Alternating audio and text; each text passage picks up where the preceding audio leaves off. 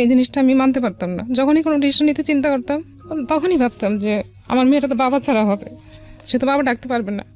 এইটা ফ্যামিলির সন্তানরা আসলে জানেনি যে না, এটা ওরা করছিল এই জন্য যে আমি যেহেতু ওখানে যেয়ে থাকবো, আর ওরা 4 ভাই ওরা।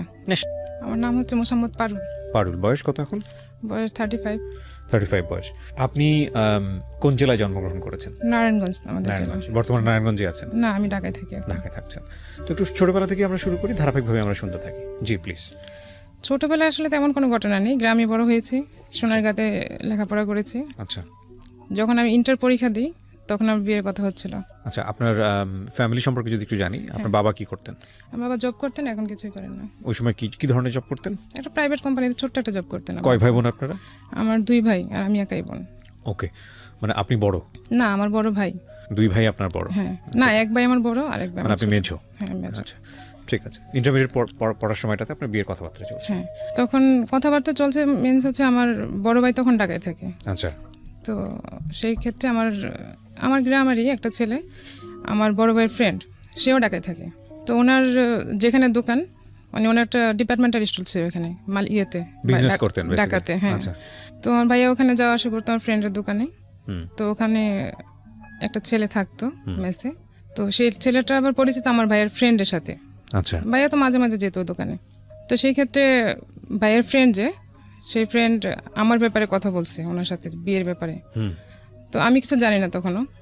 ইন্টার পরীক্ষা দেওয়ার পর ঢাকায় চলে আসি বেড়াতে। আচ্ছা। আর মামার বাসায় চলে আসি বেড়াতে।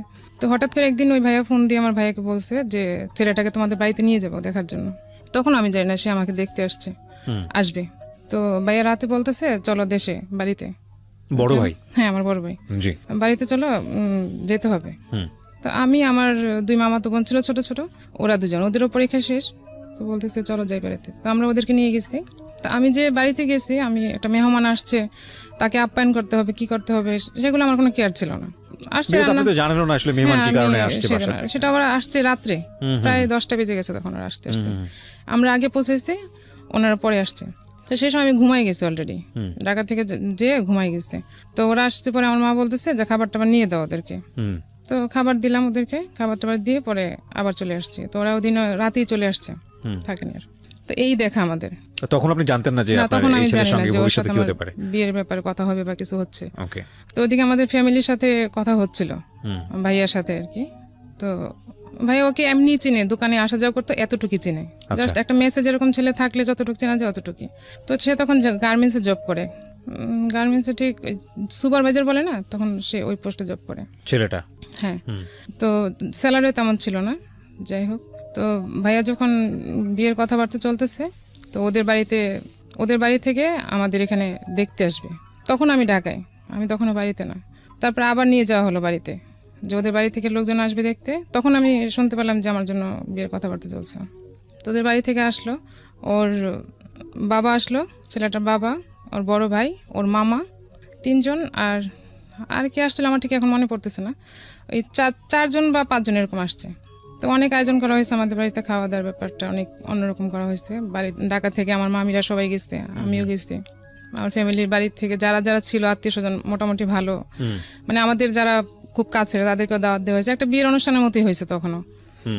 তো যেদিন আসছে দেখে ওনারা বলতেছে যে বিয়ে কবে দিবেন, কবে বিয়ের দিন তারিখ ঠিক করবেন, ওরকম বলতেছিল ওর মামা।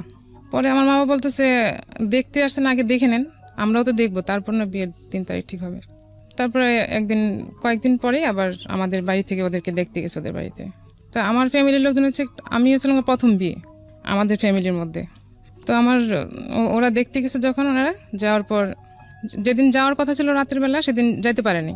কারণ সেই গাড়িতে যে গাড়ি ভাড়া করছিল সেটা ছিল আমার খালাতো ভাইয়ের গাড়ি। আচ্ছা। কিন্তু সেদিন সে গাড়ি নিয়ে আসছে, গাড়ি নষ্ট হয়ে গেছে। আসার পর গাড়ি নষ্ট হয়ে গেছে, সেদিন রাতে তারা যেতে পারেনি। কারণ আমার ওই ছেলেদের বাড়ি ছিল ঝিনাইদহ, তো রাতে যেতে হবে, সকালে যে পৌঁছাবে, সেভাবে প্ল্যান করা ছিল। তো অর্ধেক পথ আসার পরে, ঢাকায় আসার পরে গাড়ি নষ্ট হয়ে গেছে, তো আর যেতে পারেনি। ওকে বাদ দিয়ে পরে ওরা রাতে, সকালবেলা পরের দিন প্রায় অনেক বেলা হয়ে গেছে, 11টা-12টার দিকে, তখনও ঢাকায়। তারা তখন পৌঁছে যাওয়ার কথা ছিল, যাইতে পারেনি। পরে গাড়িতে, বাসে করে গেছে ওনারা সবাই। যাওয়ার পর ওদের বাড়িতে আয়োজন টায়োজন করছে, খাওয়া দাওয়া সবই হয়েছে। আর ওদের বাড়িটা ছিল এরকম যে একটা ছোট্ট ঘর ছিল, তেমন কিছু ছিল না, তো ওদের ব্যবহার দেখে আমার ফ্যামিলি সবাই মোটামুটি রাজি হয়ে গেছে যে না ওরা সহজ সরল আছে, ভালো আছে, আর ছেলে যেহেতু শিক্ষিত আছে তাহলে আমাদের প্রবলেম সমস্যা নেই। হ্যাঁ, আমরা ওদেরকে একটা ব্যবস্থা করে দিব, ওরা চাকরি বাকরি করবে, সমস্যা নেই। তো সেই চিন্তা করে ওরা, ঝিনাইদের মানুষ, আমরা তো ঢাকায় সবসময় বড় হয়েছে, ঢাকার এলাকার মানুষ, আমরা তো বাইরে কখনো যাইনি, গ্রামে মানে ওই সব সাইডে কখনো যাওয়া হয়নি। তো ওরা ওদের ব্যবহার দেখে মনে হচ্ছে ওরা খুবই সাধারণ মানুষ, খুবই সহজ সরল মানুষ, ওদের মতো মানুষ হয় না। আর ওর একটা বোন ছিল, মানে বোন আছে, ওটা দেখে আবার আমার মামা আমার ভাইয়ের জন্য পছন্দ করে রাখছে, মনে মনে দেখে পছন্দ করে আসছে। তো এটা তখন বলে না, আসার পরে বলছে আর কি। ওইটাই বিশেষ করে চোখে লাগছে বেশি, যে আমরা এখানে আত্মীয় করলে মেয়েটাকে আমরা নিতে পারবো আমাদের বাড়িতে। তো এরকম কথাবার্তা বলে আসছে। আসার পর ওই গ্রামে যখন গেছে, আমার চাচাতো ভাই ছিল একটা, ওনাদের সাথে গেছে দেখতে বিয়েতে। ও চাচাতো ভাই আমাকে পছন্দ করতো, বাট ফ্যামিলিতে বলে না কখনো যে আমাকে পছন্দ করে। আমাকে বলছে যদি আমি রাজি থাকি তাহলে সবাইকে সে মানাবে। বলেছে না, আমি আপনাকে ভাই জানি, ভাই, অন্য কিছু না। তো সেই ভাই যে ছেলেটাকে দেখতে গেছে ঝিনাইদহতে, সেই ছেলের চাচার একটা দোকান ছিল ওখানে কাছে। তো চাচার দোকানে যখন গেছে, চাচাকে জিজ্ঞেস করছে ছেলে লেখাপড়া কেমন, কতটুকু করছে, কি আসে বিষয়। তো কতটুকু লেখাপড়া করছে আমরা ঠিক জানি না, চাচা বললো এটা। ওকে।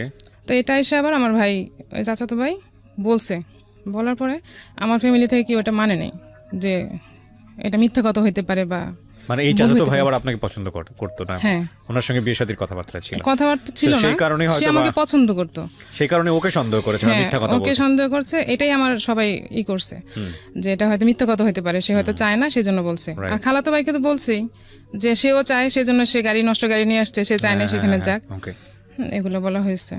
তো এটা নিয়ে ওই চাচাতো ভাই যে বলছে, এটা নিয়ে আমার চাচির মধ্যে, মানে ওই চাচি না, পাড়াপড়শি আরেক চাচির সাথে আমার মার একরকম ঝগড়াই হয়ে গেছে যে সে কেন মিথ্যা কথা বললো এসে। তো দেখা কিন্তু একবারই হয়েছে, একবারই ওদের বাড়িতে গেছে, আর কিন্তু দ্বিতীয়বার যায়নি কখনো দেখা করতে।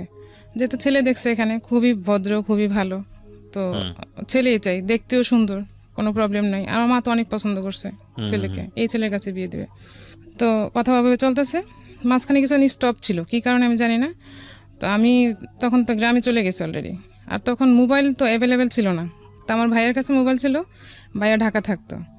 আর আমাদের বাজারে একটা দোকান ছিল মোবাইলের, কথা বলার জন্য। ওখানে বলাছে যে যখনই যে আসবে ফ্যামিলি থেকে কথা বলতে বা ফোন করলে ডেকে দিবে, আর বিল যা হবে লিখে রাখবে, ভাইয়া ওটা যখনই বাড়ি যাবে তখন দিয়ে দিবে। তো আমি ওখানে, ভাইয়া ফোন দিছে, খবর পাঠাইছে যে তোমার ভাই ফোন দিছে, আমি কথা বলতে গেছি। ওখানে একটা ছেলে ছিল, আমাকে দেখছে, বাট আমি জানি না। তো সে আবার পরের দিন আমার ডিটেলস বের করে আমার চাচাতো বোনের হাজবেন্ডের সাথে বলছে যে মেয়েটা কে, পরে তো আমার শালি। ও আবার ভাইয়াটা আবার আমাদের এলাকায়, আমার চাচাতো বোন এলাকায় বিয়ে হয়েছে। পরে বলতেছে মেয়েটা আমার পছন্দ হয়েছে খুব। তো আমরা জানি না, যেহেতু এখানে কথা চলতেছে অলরেডি। তো ওই ছেলেটা আর আমার ভাই দুলাভাই আসছে, আমার মাকে বলতেছে কাকি, পারুলকে তো একটা ছেলে পছন্দ করছে, খুব ভালো ছেলে, বিদেশ থাকে, সে বিদেশ থেকে আসছে, অনেক পছন্দ করছে, এখন আপনারা যদি রাজি থাকেন তাহলে ওদের ফ্যামিলি থেকে দেখতে আসবে। আমার মা বলতেছে না, আমাদের তো এক জায়গায় কথা চলতেছে, এখন কিভাবে তোমাকে দেখাই বলো, একটা শেষ না হলে তার একটা কথা বলা যাচ্ছে না। পরে বলতেছে না, অসুবিধা নাই, ওরা দেখুক, ছেলেটা খুবই ভালো, আর ভালোই, নানার বাড়ি ছিল ছেলেটার, আমার বোনের শ্বশুর বাড়ির কাছাকাছি ছেলেটা নানার বাড়ি ছিল, সেখানে আসছিল বেড়াইতে। মা রাজি ছিল না। তারপরে পরের দিন দুলাভাই বলতেছে যে যেহেতু আমি এই বাড়ির জামাই, তো আমাকে সে অনেক রিকোয়েস্ট করে বলতেছে আপনারা বিয়ে দেন আর না দেন, আমি একটু নিয়ে আসি, ওরা দেখে যাক, কথা বলে যাক, তারপরে তো বলতে পারবো যে না আমি দেখাইছি। মা বলছে ঠিক আছে, আমি কোনো আয়োজন করবো না, তোমরা এমনি ছেলেকে নিয়ে এসো। তো ও ছেলে নিয়ে আসার কথা বলছে, আর ছেলে তার পুরো ফ্যামিলি ধরে নিয়ে আসছে, মানে তাদের ফ্যামিলিতে যা যা লোক ছিল, যারা ছিল, সবাই চলে আসছে, আমাদের ভারী ঘর ভরে গেছে মেহমানে, এরকম। আমার মা তো দেখে অবাক হয়ে গেছে, এত মানুষ কি করে আসছে, আমি এখন কিভাবে কি আপ্যায়ন করবো, তো কোনো প্রস্তুতি ছাড়া। তারপর যেরকম হয়েছে মোটামুটি নাস্তা টাস্তা দেওয়া হয়েছে, বিকেলবেলায় করছে। তো ওরা চলে গেছে দেখা করে। এখন ছেলে পুরো এলাকা ছড়াই দিয়েছে যে আমি মেয়েকে বিয়ে করব, মানে আমাদের এলাকায় যারা মোটামুটি প্রভাবশালী লোক আছে তাদেরকে সে ম্যানেজ করে ফেলছে। আচ্ছা, কোন ছেলে? যে ছেলেটা পরে আমাকে দেখে আমার বোনের হাজবেন্ডের সাথে আসছে, তো বলতেছে আমি এই মেয়েকে বিয়ে করব, যা লাগে আমি সব দিয়ে নিয়ে যাব, আমার বাড়িতে যা খরচ টরচ হয় এভরিথিং সব সে দিবে, এবং সে আমাকেই বিয়ে করবে। মা কি করলো, মা বলতেছে না, এখানে তো বিয়ে দেওয়া যাবে না, আর ছেলেটাকে আমারও পছন্দ হয় নাই। পছন্দ বলতে আমি তো চাই না এখন বিয়ে করব, মানে এরকম প্রিপারেশন আমার মনের ভিতর ছিল না। তো আমি বলতেছি আমি ঢাকায় যাব। পরে ভাই আমাকে আবার ঢাকায় নিয়ে গেল, ঢাকা নিয়ে গেলো বলতে আমার ভাইয়ের চাচাতো ভাইয়ের একটা বিয়ে ছিল ওখানে, মানে যে দুলাভাই নিয়ে এসছে বিয়ের প্রপোজাল, ওই দুলাভাইয়ের শালার বিয়ে চলবে, মানে বিয়ের কথা হচ্ছে, মানে বিয়ে ঠিক। তো ওই বিয়েতে আমরা অ্যাটেন্ড করবো, বৌভাত হবে, বিয়ে হবে। তো বিয়েতে আমরা ছিলাম সবাই, আমিও ছিলাম, আমার ভাইয়ারা ছিল, আমার ফ্যামিলির সবাই ছিল। তো বিয়ে যেদিন হলো, বিয়ে শেষ করে সেদিনই আমরা রাত্রে ভাইয়াও চলে গেল আমাকে নিয়ে। তো আমরা ঢাকায় চলে আসলাম। আবার পরের দিন ছেলেটা আমাদের বাড়িতে নাকি আসছে, সে নাকি অনেক মোটা একটা চেন নিয়ে আসছে, আমাকে বিয়ে করুক আর না করুক সে আমাকে এটা গিফট করবে। তো আমার মা, আমি তো চলে আসছে, ওরা তো জানে না, ফুল নিয়ে আসছে, কি নিয়ে আসছে আর আমি জানি না। পরে আমাদের বাড়িতে গেছে আমার ওই দুলাভাইয়ের সাথে, পরে বলতেছে ও তো এটা নিয়ে আসছে ওকে দেওয়ার জন্য, বিয়ে করুক আর না করুক সে এটা ওকে গিফট করবে। আর যেদিন সে দেখতে আসছে আমাকে, সেদিন সে অনেক গোল্ড পরে আসছিল, ব্রেসলেট, চেন টেন, এভরিথিং অনেক কিছু পরে আসছে, করার জন্য চেষ্টা করছে, হ্যাঁ হয়তো বা। তো সে পরে আসছে, তা চেনটা নিয়ে আসছে, সে আমাকে দিবে। তা আমি তো ছিলাম না, মা বলছে না ও তো চেন নিবেও না, আর ও তো নাই এখানে, ও তোর সাথে দেখা হবে কিভাবে। তো ছেলেটা চলে গেছে, আমার সাথে আর দেখা হয়নি, আর কোনো কথা হয়নি। তো আমার মার ইচ্ছে ছিল যে যেটা দেখছে সেখানে বিয়ে হবে, আর যে ছেলেটা পরে আসছে সেই ছেলেটার যে গ্রামের বাড়ি ওইটা আবার আমার নানার বাড়ির কাছাকাছি। তো ওই এলাকাটা আমাদের পছন্দ না, আমাদের ফ্যামিলি কারোরই পছন্দ না যে ওই এলাকাতে বিয়ে দিব, সারা জীবন খেটে খেটে মরবে এরকম। যাই হোক, এটা গেল। তারপর আমি তো ঢাকায় চলে আসলাম। চলে আসার পর এদিকে বিয়ের কথাবার্তা টোটালি কমপ্লিট, এদিক দিয়ে জিনাইদার যে ছেলেটা, তার সাথে বিয়ের কথাবার্তা কমপ্লিট হয়ে গেছে। তো আমি এর মধ্যে একদিন বলছিলাম ভাইয়াকে যে আমি গার্মেন্টসের ছেলে বিয়ে করবো না, যারা গার্মেন্টসে জব করে আমি এই ছেলে বিয়ে করবো না। তো ভাইয়া আমার সাথে কথা বলেনি সেদিন থেকে আর, যে কেন আমি কথা বললাম। তো ভাইয়ের একটাই ছিল সবসময় যে রাগ হলে কথা বলতো না কারোর সাথে। আর এই ভাইয়া আমাদের অনেক করছে ছোটবেলা থেকে, মানে আমার বাবার যেটা করার কথা ছিল সেটা আমার ভাইয়া করছে সব কিছুই। তো আমিও চাইতাম যে আমার ফ্যামিলির পছন্দেই বিয়ে করব, বাট আমি এমন কিছু করব না যেটা আমার ফ্যামিলির উপর কোনো প্রশ্ন আসে, যে খারাপ প্রেম করব, আমার ভাইকে সবাই বলবো যে ওর বোন এরকম, কিংবা ও অবাধ্য হয়ে গেছে, এরকম কিছু আমি কখনো করবো না, যে প্রেস্টিজ ইস্যু হবে এরকম আমি কিছু কখনো করবো না। আর আমি চলছি সবসময় এরকম ভাবেই, মানে বড় ভাই ছিল তো সবসময় একটা ভয় ভিতরে কাজ করতো যে আমি একটা খারাপভাবে চললে আমার ভাইয়া তো সাপোর্ট এখানে সব কিছুর ঊর্ধ্বে, তো কানে যাবে, আর আমাকে তো কিছু না বললে, ওই যে না বলা, কথা না বলা, যে এটা আমার কাছে অনেক বড় একটা পেন, যে আমার কাছের লোকই আমার সাথে কথা বলবে না, এটা তো কথা বলে নেই। সেদিন অনেকটা রাগ হয়ে আছে যে আমি কেন এই কথা বললাম। তো আমার মামি বললো যে গার্মেন্টসে ছেলে আসলে তো ভালো হয় না, এটা তুমি, আমার ছোট মামি বললো যে এরকম ভালো হয় না। পরে আমি বলছি, আমিও তো তাই বলছি যে বিয়ে করবো না, তুমি ভাইয়া তো কথা বলে না। যাই হোক, এখন আমার মামার ফ্যামিলিতে মামাই সব, মানে যা বলবে সব মামার কথাই সব হবে। আমার ফ্যামিলিতে ভাইয়া যা বলবে, মা যা বলবে, এরকম। আব্বা অতটা ফ্যামিলিয়ার ছিল না, সবসময় একটু সরল টাইপের আর কি, উনি সব ডিসিশন নেওয়ার ব্যাপারে অত ছিল না। তবে আব্বা এটা বলছিল যে আমার একটা মেয়ে এত দূরে বিয়ে দিতে চাই না, ওই এত দূরে বিয়ে দিতে চাই না, এটা একবার বলছিল। কিন্তু আমার ভাইয়া, আমার মা, ওদের জন্য ওরা আব্বা যে কিছুটা ডিসিশন নেবে সেরকম ওরকমও না। তো এটা বলার পর আমি একটু বলছি, ভাইয়ের কথা বলছে না, ঠিক আছে, আমি আর কিছু বলিনি। পরে ওই ছেলেটা নাকি আমার সাথে কথা বলতে চাইছে। তো যখন বিয়ের দিন তারিখ ঠিক হয়নি, আমাকে নিয়ে গেল, ভাইয়া বললো যে কথা বলতে চাইছে, কথা বলে দেখো কি বলে। তো সে মেসে থাকতো, আমাকে মেসেই নিয়ে যাওয়া হয়েছে। মেসের পাশে ছিল ছেলেটার সঙ্গে কথা বলার জন্য, হ্যাঁ, কথা বলার জন্য। ছেলেটা সেদিন দুপুরে সে লাঞ্চ করতে বাসায় আসবে, তখন আমি তার সাথে দেখা করব, মানে সে আমার সাথে জাস্ট কিছু কথা বলবে। তো আমাকে সে প্রশ্ন বললো যে আমাদের বাড়িতে ওই জায়গায় জিনাইদা আমাদের এরকম জায়গা জমি আছে, তারপর করতে হবে, হাল চাষ করে গরু পালে, এগুলা সবকিছু করতে হবে। আমার তো এমনিতে ওর পছন্দ না, বিয়ে করবো না বলে দিয়েছি। তারপরে আমি বলছি যে আমি এসব করতে পারবো না, আমি এসব করে অভ্যস্ত না, কারণ আমার ফ্যামিলিতে আমি কখনো এগুলো করিনি। তো আর কিছু বললো না, এসব আপনি কি বিয়েতে রাজি? এখন আমি তো বলতে পারবো না যে আমি বিয়েতে রাজি না, কারণ আমার উপরে তো ভাইয়া। এখন আমি বলি না আর কিছু, আমি একটু বলছি যাতে সে বুঝে যায় যে বিয়েটা এখানে করা ঠিক হবে না, সে ভেঙে দিক। কিন্তু সে এটা করেনি, সে আর কিছুই বলেনি। আমাকে একটা ডায়েরি গিফট করলো, ডায়েরির ভিতর তার একটা ছবি দিয়ে, এটা নিয়ে আসলাম। আসার পর তার সাথে তার কোনো কথাই হয়নি, আর ফোনও তো তখন অ্যাভেলেবেল ছিল না যে কথা হবে বা কিছু। তারপর বিয়ের দিন তারিখ ঠিক। তো ওদের বাড়িতে যখন আমাদের ফ্যামিলি দেখতে গেছিলো, তখন ওদের যে বাড়িঘর দেখে আসছে, ওগুলো দেখে আমার মামা বলছে যে যেহেতু এখানে যদি বিয়ে হয় তাহলে আমরা একটা ঘর করে দেবো এখানে, যাতে ও এসে থাকতে পারে। আর মামা এটাও বলছে যে তুমি বউ কোথায় রাখবে বিয়ের পর। পরে ও বলছিল যে আমি যেখানে থাকবো বউ সেখানেই থাকবে। তো ও চাকরি করে ঢাকায়, তো ঢাকায় থাকা হবে, এই জন্য আরো দূরে দেওয়া হয়েছে, যে ওখানে তো আর থাকবে না। তো ঘর দেওয়ার কথা বলছে, কত টাকা দিবে, যা 2টা রুম করতে যা লাগবে সেরকম দিবে। বিয়ের দিন তারিখ যখন ঠিক হলো তখন সে টাকা চাইতে শুরু করলো ভাইয়ের কাছ থেকে, যে বাড়িতে কাজ শুরু করছে এখন টাকা লাগবে। টাকা যাচ্ছে, বাড়িতে ঘরের কাজ শুরু করছে, ঘরের কাজ শেষ করে আমাকে উঠে নিয়ে যাবে। আর তখন কথা ছিল যে আমাকে গোল্ড ওরা কতটুকু দিবে, কি দিবে সেগুলো, কানের গলার কি দেওয়ার কথা ছিল, তো এগুলো দিবে ওরা, আর আমাদের থেকে ঘর উঠে দিবে ওকে। তো এর মধ্যে ওর বোনের একটা প্রবলেম হয়েছে, সেটা নাকি তার ওখানে কয়েকটা ছেলে তাকে ডিস্টার্ব করতেছে খুব, তো তাকে ওখানে রাখা সেভ হচ্ছে না। আমাদের তো বিয়ের দিন তারিখ ঠিক হয়ে গেছে, এটা আমার ভাইয়ের সাথে যখন শেয়ার করছে তখন ভাইয়া বলছে ঠিক আছে তাহলে আমাদের এখানে পাঠাই দাও, এখানে এসে থাকো। তো এসে নিয়ে আসছে, সে এসে ঢাকায় ছিল, মানে বিয়ের আগে এত কিছু? বিয়ের আগে সে তাকে পাঠাই দিছে। সে আমার মামার বাসায় ছিল কতদিন, তারপর আমাদের বাড়িতে। ওকে। তো ওর আচরণ এই বোনটাকেই তো আপনার আত্মীয়ের আরেকজন বিয়ে করার কথা? হ্যাঁ। তো ও কথা না, মানে ওইভাবে তখন কথা প্রপোজ করা হয় না, মানে মেন্টাল থিংকিং সেই সময়, মেন্টাল থিংকিং আর কি। যখন তো মেয়েটা জানে যে আমার ভাইয়ের জন্য তাকে পছন্দ করা হয়েছে, আমাদের বাসায় যখন আসছে তখন মামিরা দুষ্টামি করে এরকম বলছিল যে তোমাকে তো ওর ভাইয়ের জন্য পছন্দ করে আসছে, এরকম হাসাহাসি করে, আমরা জাস্ট বান্ধবীর মতো ছিলাম মামিদের সাথে, এরকম বলছে। তো ও তো মনে মনে ভাইয়াকে এমনি পছন্দ করে বসে আসছে। তো যখন এখানে চলে আসছে তখন তো সে আরো সিরিয়াস। তো আমার ভাইয়া ছিল একটু রিজার্ভ টাইপের, খুব রিজার্ভ টাইপের বলতে কি মানে ইচ্ছা করে যে কোনো মেয়ের সাথে একবার পড়ে যাবে এরকম না, ভাইয়া ওকে বোনের মতো দেখে। হ্যাঁ। তো আমাদের বাড়িতে যখন আসছে তখন সে বিহেভগুলো এরকম যে ও প্লেটে খাবে, খাওয়ার পর প্লেটটাও সরাবে না। ইভেন মানে এরকম না যে আমরা কোথাও গেলে তো একটু কার্টিসি করি, যে আমরা অন্তত এতদিন ধরে এখানে আসছি, আমার তো একটু দায়িত্ব থাকে যে আমি কি করব না করব, কিন্তু সে এরকম ছিল না, সে একটু উগ্র টাইপের চলাফেরা এরকম ছিল, দেখে আমার কাছে ভালো লাগে নাই। সে ছিল অনেক দিন, প্রায় 20-25 দিন হবে ছিল, তারপর ওকে পাঠাই দেওয়া হয়েছে বাড়িতে, চলে গেছে। তো ওর ভাই টাকা চাচ্ছে ঘর উঠানোর জন্য, তো এদিকে দিয়ে বিয়ের দিনও চলে আসছে।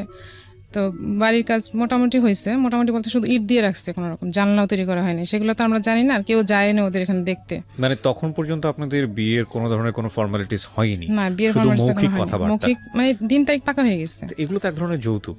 হ্যাঁ, এখন এটা তো আমরা ফ্যামিলিতে ভাবছি যে আমাদের দিতেই হবে, বলে আসছে, আমরা নিজেরাই বলে আসছে, আমাদের তো নিজেরাই দিতে হবে। তো দিতেই হবে বলে আসছে, বিষয়টা আসলে প্রয়োজন ছিল কিনা? প্রথম কথা হচ্ছে যে আমাদের বিয়ের যে সংস্কৃতি সেখানে কিন্তু বিষয়গুলো এভাবেই হয়।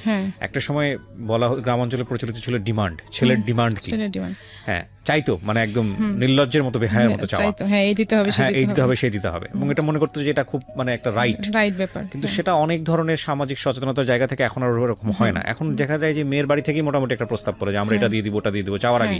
এগুলো কিন্তু এক ধরনের যৌতুক, অবশ্যই যৌতুক, কিন্তু এটা করা উচিত না। এটা ওরা করছিল এই জন্য যে আমি যেহেতু ওখানে যেয়ে থাকবো, আর ওরা 4 ভাই ওরা না, সেটা বিয়ের পরবর্তী সময় যদি আপনার ভাই খুশি হয়ে যদি একটা নিজে থেকে স্টেপ নেয় সেটা অন্য জিনিস, তারপরেও এই ধরনের কথাবার্তা বলা ঠিক হয়নি। কিন্তু ওরা তো চিন্তা করছে ওইভাবে না, ওরা চিন্তা করছে, বিশেষ করে আমার মামা করছে যে ঘর তুলে দিলে হবে কি, সেখানে এসে একটু রিল্যাক্সে যখন থাকবে তখন থাকতে পারবে। যাই হোক, আগে থেকে এরকম বলে একটা হোপ তৈরি করেছে, এখন তৈরি করছে। আর ওই ছেলেটাও বুঝতো যে আমাদের ফ্যামিলিতে যদি টাকা চাওয়া হয় বা কিছু চাওয়া হয় তাহলে সেখানে বিয়ে হবে না, আর তার ধারণা ছিল যে আমাকে বিয়ে করলে সে অনেক কিছু পাবে, যেহেতু আমি একাই মেয়ে আর ঢাকার মেয়ে। ঠিক আছে, আমরা ধারাবাহিকভাবে শুনতে থাকি। তারপর কি হলো? এরকম চিন্তা ভাবনা, পয়সা করে আপনারা দিয়ে দিলেন না আগে? না, ও ভাইয়া আসলে একবারে যদি না দেওয়া লাগে, আমাকে যদি আস্তে আস্তে দিয়ে যেতে হয় তাহলে তো আমার জন্যই ভালো। তো ভাইয়াও কিছু মনে করে না, টাকাটা দিছে, কিন্তু আমার কাছে এটা পছন্দ হয়নি তখন, যে সে বিয়ের আগে টাকা যাচ্ছে, টাকা নিয়ে ঘর তুলবে, এরকম তো ঠিক না। তো বিয়ের দিন চলে আসছে, তারিখ চলে আসছে বিয়ের কাছাকাছি, এখন বিয়ে শপিং করতে হবে। বিয়ে শপিং এর জন্য ভাইয়ের কাছে টাকা নিচ্ছে, ওই ঘরের টাকা দিয়ে সে শপিং করছে। বিয়ের দিন বলতে কি আমাদের বিয়ের কাবিন করে রাখা হবে, আর সে পরে উঠায় নিয়ে আসবে, মানে ঘরের কাজটা পুরোপুরি কমপ্লিট হলে তখন সে উঠে নিয়ে আসবে। তো কাবিন করতে আসছে, সেখানে আমাকে শুধু দেওয়া হয়েছিল একটা নাকফুল, আর নাকফুল দেওয়া হয়েছে, হ্যাঁ নাকফুল আর একটা আংটি দেওয়া হয়েছিল। আপনাকে ওয়ার্ড কি দিয়েছিল, কি দিবে আপনাকে? ওকে দেওয়া হয়েছে, ওদের সাথে আমার ফ্যামিলির সাথে কথা হয়েছিল যে সে গলার আর হাতের কি যেন দিবে, আমার সঠিক মনে নেই এখন কি দেওয়ার কথা। এরকম কোনো ওয়াদা কি ছিল যে আপনাকে এত ভরি গোল্ড দিতে হবে বা এরকম ছিল? এগুলো বিয়ের ক্ষেত্রে ঠিক না। এগুলো মানে আমরা আমাদের সামাজিক রীতিতে এই জিনিসগুলো করে থাকি, বিশেষ করে এখন যে জিনিসটা খুব বেশি প্র্যাকটিস হয় সেটা হচ্ছে দেনমোহরের জায়গাটাতে। যদিও এটা নিয়ে অনেক ধরনের কথা আছে, তবে এটা এমন পর্যায়ে চলে গেছে যে এটা এক ধরনের বলা যেতে পারে শো অফের জায়গাটাও চলে গেছে, যে কত বেশি দেনমোহর ধরা যায়। যদিও এটা অনেক ক্ষেত্রে অনেকে মনে করেন লজিক, কারণটা হচ্ছে একটা মেয়ের যদি একটা আর্থিক নিশ্চয়তার জায়গাটা এটা, কিন্তু একটা ছেলের সামর্থ্যের জায়গাটাও তো অনেক বেশি চিন্তা করার প্রয়োজন। যাই হোক, সেগুলো আসলে অন্য ধরনের ডিবেট। তারপরে কি হলো? তারপর যখন সে না, এটা তখন ওরা বলছে যে তুমি কি দিতে পারবা, এরকম বলেন, তোমাকে এত দিতেই হবে, এরকম করে আমার ফ্যামিলি বলে। তো সে বলছে আমি এতটুক দিব, তো এতটুক দিবে। কথা হয়েছে, এখন বিয়ের কাবিনের দিন সে দিবে না, এটা উঠায় যখন নিয়ে যাবে তখন দিবে। তো কাবিনের দিন আসছে ওর ফ্যামিলি থেকে যারা যারা আসার, আমার বাড়িতে পুরাই একটা বিয়ের আয়োজন হয়েছে যেদিন কাবিন হবে সেদিন। আর সে যে সব শাড়ি কাপড় আমাকে দিয়েছে বিয়ের দিন, সেগুলো আমার কোনোটাই হয়নি, কারণ আমার হাইট অনুযায়ী, আমার সব কিছু অনুযায়ী আমার কোনোটাই ঠিক মতো হয়নি। সে সব এমন সব মার্কেটিং করছে যেগুলো নাকি শুধু বিয়ের শাড়িটা আমি কোনোরকম পরতে পারছি, কোনোরকম, মানে শাড়িটার দেখা যাচ্ছে বহরটা কম ছিল, জুতা যেটা নিয়ে আসছে সেটা আমার পায়ে লাগেনি, তারপরে এভরিথিং কোনো কিছু আমার ঠিক মতো হয়নি, কারণ ওর শপিংটা ও একা করছে। হ্যাঁ, আর ছেলে মানুষ শপিং করলে যা হয় আর কি। তারপর বিয়ে হলো, বিয়ে হওয়ার দিন বলা হয়েছিল যে সে থাকবে, ওনারা মানে আসবে না আমাদের বাড়িতে, বিয়ে যেতদিন আমাকে উঠায় নিয়ে না যাবে।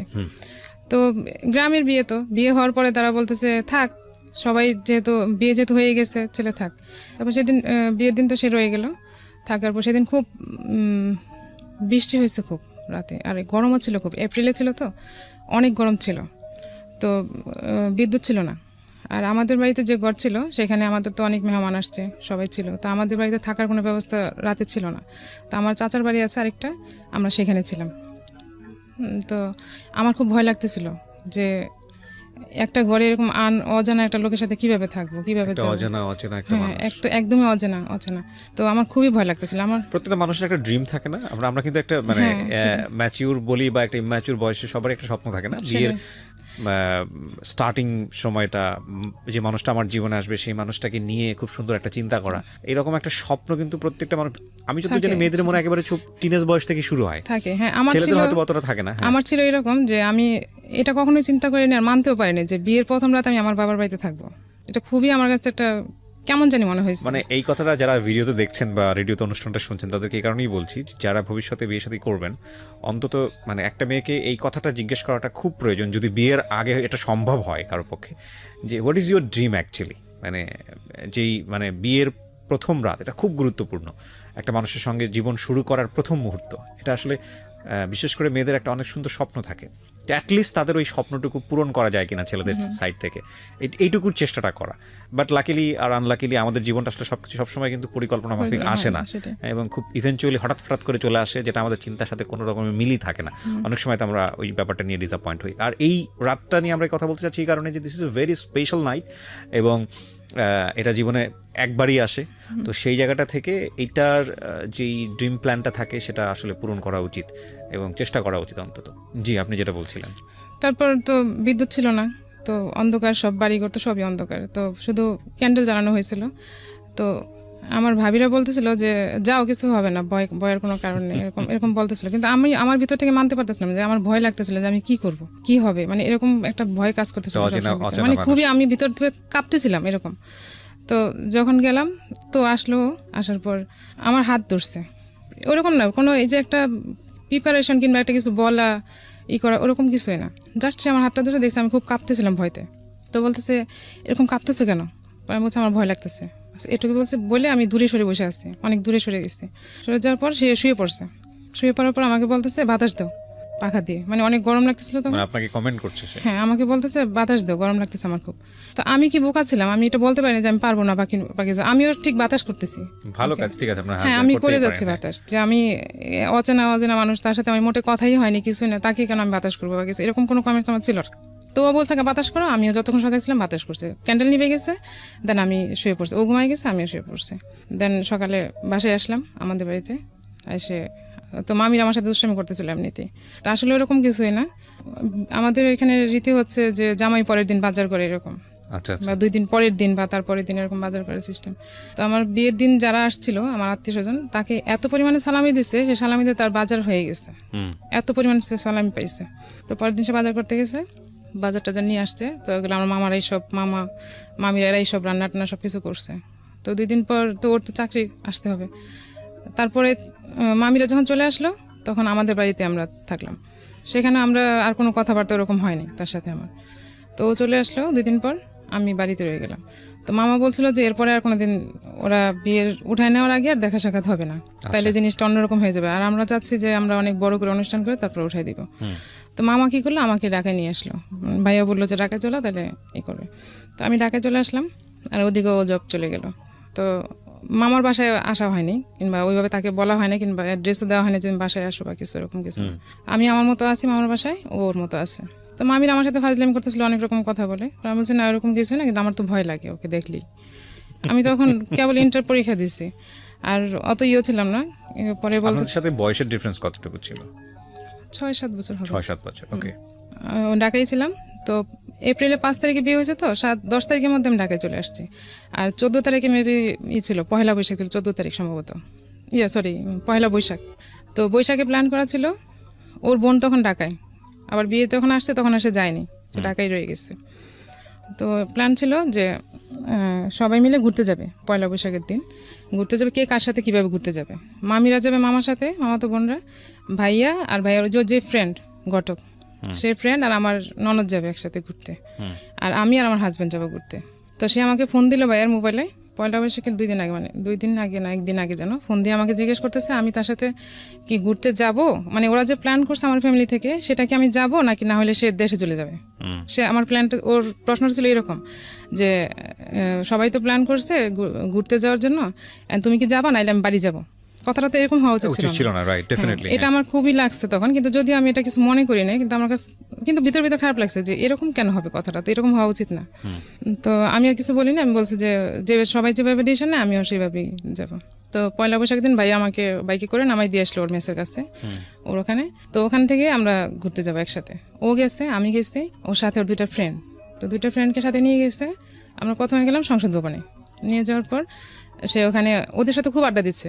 আমি যে একটা মেয়ে মানুষ বা ওইখানে তার সাথে আছি, হ্যাঁ আমাকে ওভারলুক করতেছে, আর আমি মানে তার পিছনে পিছনে হাঁটতেছি এরকম, মানে ওরা খুব মজা করতেছে আর আমি একা একা, মানে খুব লোনলি ফিল করতেছিলাম বিষয়টা। তো এটা হ্যাঁ, তো আমি এটা এসে অ্যাকসেপ্ট করতে পারিনি। মামিদের সাথে বলছি যে মামি এরকম এরকম হয়েছে। তো বলার পরে মামার ওকে ডাকছে, ওকে বলছে যে তুমি এরকম ওরে নিয়ে গেছো, নিয়ে যেয়ে তোমার এরকম ইনসাল্ট কেন করছো, তোমার ফ্রেন্ডদের সাথে তুমি কেন ওকে নিয়ে গেছো, তুমি ওদেরকে নিয়ে যেতে আগে পরে নিয়ে যেতে, তোমরা ফার্স্ট টাইম ঘুরতে গেছো একসাথে, তোমার তো ওকে টাইম দেওয়া উচিত ছিল, না দিয়ে তুমি কেন ওর সাথে ওদেরকে নিয়ে যায়, ওরে একা একা ফেলায় রেখে এরকম ঘুরছে, এটা তোর কাছে ভালো লাগেনি। তো আমার কাকা আসছিল একটা, আমার ভাইয়া আর আমার মামা, তখন আমাকেও নিয়ে যাওয়া হয়েছিল না কি, গেছিলাম, হ্যাঁ আমিও গেছিলাম। তো ও সবার সামনে ওই ভাইয়ার ওই দোকানের পিছনে ওনার থাকার জায়গা ছিল, ওইখানে বসে গল্প করা হয়েছে এটা, যে এই কথাগুলো হয়েছে। হ্যাঁ, যখন আমি পয়লা বৈশাখে তোর সাথে দেখা করতে গেলাম, পাশে আরেকটা পরিচিত ওর ভাবি, মানে কথিত ভাবি আর কি, পাশে ছিল পরিচিত, ওনার রুমে নিয়ে আমাকে বসাইলো। তো ওখানে একটা মহিলা আমাকে দেখতে আসছে, খুব উৎসাহ নিয়ে আমাকে দেখতে আসছে। তো আমি তো আর চিনি না কাউরি ওখানকার। তো আমরা তো এই পার্টটা বললাম যে তারপর সে সরি টরি বলছে, মাপ চেয়েছে সবার কাছে, না নেক্সট টাইম এরকম হবে না, সব ঠিক হয়ে যাবে, এরপর থেকে আর আমার ভুল হবে না। মানে উনিও সামহাউ হ্যাপি ছিল না, আপনি তো হ্যাপি ছিলেন না, উনিও ওনার জায়গা থেকে যে আপনাকে একটু কনভিন্স করবে বা যেরকম হওয়া উচিত জামাইয়ের আচরণ সেরকম ছিল না, টোটালি ছিল না, একদমই ছিল না। তারপর দেখে চলে গেল, তারপর তো সরি টরি বলা হয়ে গেছে, আর নেক্সট এরকম হবে না এরকম বলে, দেন তার মানে তাকে ভুলটা বলা হয়েছে, তোমার ভুলগুলো এরকম হয়েছে, ঠিক আছে আর হবে না। তো আমরা যে মেসে সবাই গেছি, পাশে যে কথাবার্তা হয়েছে, তার মেসের অনেকেই জানছে এটা, যে ওর এখানে এরকম একটা ছোট বৈঠকের মতো হয়েছে, ওর একটু প্রবলেম হয়েছে। তো ওর যে মেসে বুয়া রান্না করতো, সে বুয়া নাকি তাকে বলছে এই মেয়েকে তো তুমি রাখতে পারবে না, তোমার যেভাবে হোক তাকে আটকাইতে হবে, তুমি যদি ওর সাথে সংসার করতে চাও। তখনও তার সাথে আমার কোনো রকম কোনো স্বামী স্ত্রী যে সম্পর্ক সেটা কখন হয়নি তার সাথে আমার কোনো রকম। তো প্রায় বিয়ের তো 15 দিন হয়ে গেছে, এটা 15 দিন হয়ে গেছে, আমি ঢাকায়, ও ঢাকায়, আর বাসায় আসার তার নিষেধ, সে বাসায় আসতে পারবে না। এরকম বলার পরে সে মাথার ভিতরে এটা নিচ্ছে যে আমাকে তো তাকে আটকাইতে হবে। তখন আর কিছু বলেনি। তো বিয়ের পরে সে তো আমাকে উঠাই নিবে আগে, তাদের বাড়িতে নিয়ে যাবে, দেন তারপর না তার ডিসিশন। যাই হোক, এখন বিয়ে হচ্ছে, সে আমাদের বাড়িতে আসে নাই এর মধ্যে। আর বিয়ের পয়লা বৈশাখের পরে আরও 15 দিন, মেবি 15 দিন পরে সে একদিন ছুটি পাইছে অফিস থেকে। তো সে সম্ভবত ওই ঘটক ভাইয়াকে বলছে যে শ্বশুরবাড়িতে যাবে আমাকে নিয়ে। তো সে আমাকে বলছে যে আমাকে নিয়ে যাবে। তো আমাকে নিয়ে সে সেদিন মাসখানেক পরে আর কি বিয়ের, আমাদের বাড়িতে আসছে। সেদিন আসার পরে সে ছিল 2 দিন বাসায় থাকার পর, তার যখন ছিল তখন আমি বাড়িতে চলে আসছি একবারে, আর তখন আর ঢাকায় যাচ্ছে না, বাড়িতে চলে আসছে, কারণ প্রতি সপ্তাহে সপ্তাহে এখানে আসবে, ছুটি পাইলে সে আমাদের বাড়িতে আসবে। মানে সেরকম বলে নাই, তো সবাই চাচ্ছে এরকম আসুক, যেহেতু বিয়ে এখন উঠায় নিতে পারতেছে না, তাহলে এখন কি করবে, সে একটা প্রিপারেশনের দরকার উঠায় নেওয়ার জন্য। তো আমি বাড়িতেই রয়ে গেলাম, সে প্রতি বৃহস্পতিবার যাচ্ছে, এরকম প্রতি সপ্তাহে যাচ্ছে। পরে একদিন হঠাৎ করে ও চলে যাওয়ার পর আমি আমার বিছানার বালিশের নিচে একটা চিঠি পাই। চিঠিতে লেখা ছিল আমার নাম, মানে শিরোনামে আমি ছিলাম, মানে আমার নামটাই ছিল, কিন্তু ভিতরে যে কথাবার্তা সেগুলো আমার সাথে যায় না। কি লেখা ছিল? মানে সেরকম লেখা ছিল যে তার সাথে একটা মানে ব্রেকআপ হলে যেরকম কথাবার্তা হয় না, সেরকম কথাবার্তা লেখা, যে আমি তোমাকে এরকম পছন্দ করতাম, এই করতাম সেই করতাম, যে তুমি আমার সাথে এরকম করো আমি বুঝতে পারিনি, এরকম লেখা। আর যখন আমি চিঠিটা ও যাওয়ার পর বিছানা গুছাইতে গেছে, তখন যখন দেখলাম, তখন আমি এটার বুঝতে পারলাম না যেটা কাকে লেখা। লেখা তো আমার নাম, কিন্তু তার সাথে আমার রিলেশন তো এরকম না। তার সাথে আমার স্বাভাবিক সম্পর্ক, সে নাস্তা টাস্তা করে সকালবেলা খেয়ে দিয়ে তারপর বাসায় থেকে বের হলো। তো আমি তখন তো মোবাইল নেই যে তার সাথে আমি যোগাযোগ করবো বা কিছু বলবো বা জানতে চাইবো যেটা কার চিঠি। তো যখন ও যখন ফোন দিয়েছে তখন আমি ওকে জানতে চাইছি যেটা চিঠি পাইছে এটা কার। পরে বলতেছে কোন জায়গায় পাইছে, আমি বলছি বিছানায় ছিল। পরে বলতেছে তোমার জন্যই লিখছিলাম। পরে আমি বলছি আমার জন্য এই ধরনের কথাবার্তা কেন? আর আমার তখন এত বুদ্ধিও ছিল না যে আমার সাথে তো এরকম রিলেশন না। এখন বুঝি সেটা তো আমার জন্য ছিল না। পরেও শুনছি চিঠিটা কার, কিন্তু এটা যে আমার ছিল না এটা আমি বুঝতে পারছি। তখনও বুঝতে পারছি, এখনো বুঝতে পারি, এখন ভালো করে বুঝতে পারি। তখন তো আমি কি হয়েছে তারপরে তখন কি করেছেন? তখন চিঠিটা যখন দেখলাম তখন এটা জিজ্ঞেস করলাম, সে আমাকে এড়াই গেল, বললো যে এটা আমি তোমাকেই লিখছিলাম, এমনি লিখছিলাম। আপনার নাম ছিল চিঠি শুরুতে? হ্যাঁ, চিঠির মধ্যে আমার শুরুতে আমার নাম ছিল। এখানে কারণ আছে, আমি বলবো পরে। ওকে, আচ্ছা, যাই সামনের দিকে। তো এটা আমার নাম দিয়ে লেখা, এরকম লেখা ছিল। এর মধ্যে তো আর সে উঠায় নিয়ে আসতে পারতেছে না আমাকে, 9 মাস হয়ে গেল অলরেডি আমাদের বাড়িতে। তবে আমার ফুপু একদিন বলে বসছিল ওর সামনে যে তোমার বাপের কি টাকা নাই, আমার বাস থেকে উঠায় নিতে পারতেছো না। মানে আমার ফুপুটা একটু সহজ সরল টাইপের, অত শিক্ষিত না, তো বলে ফেলাইছে ওর সামনে। আর এটা নিয়ে ওর যখন বলছে তখন ও খুব মাইন্ডে লাগছে, তার ইগোতে লেগেছে।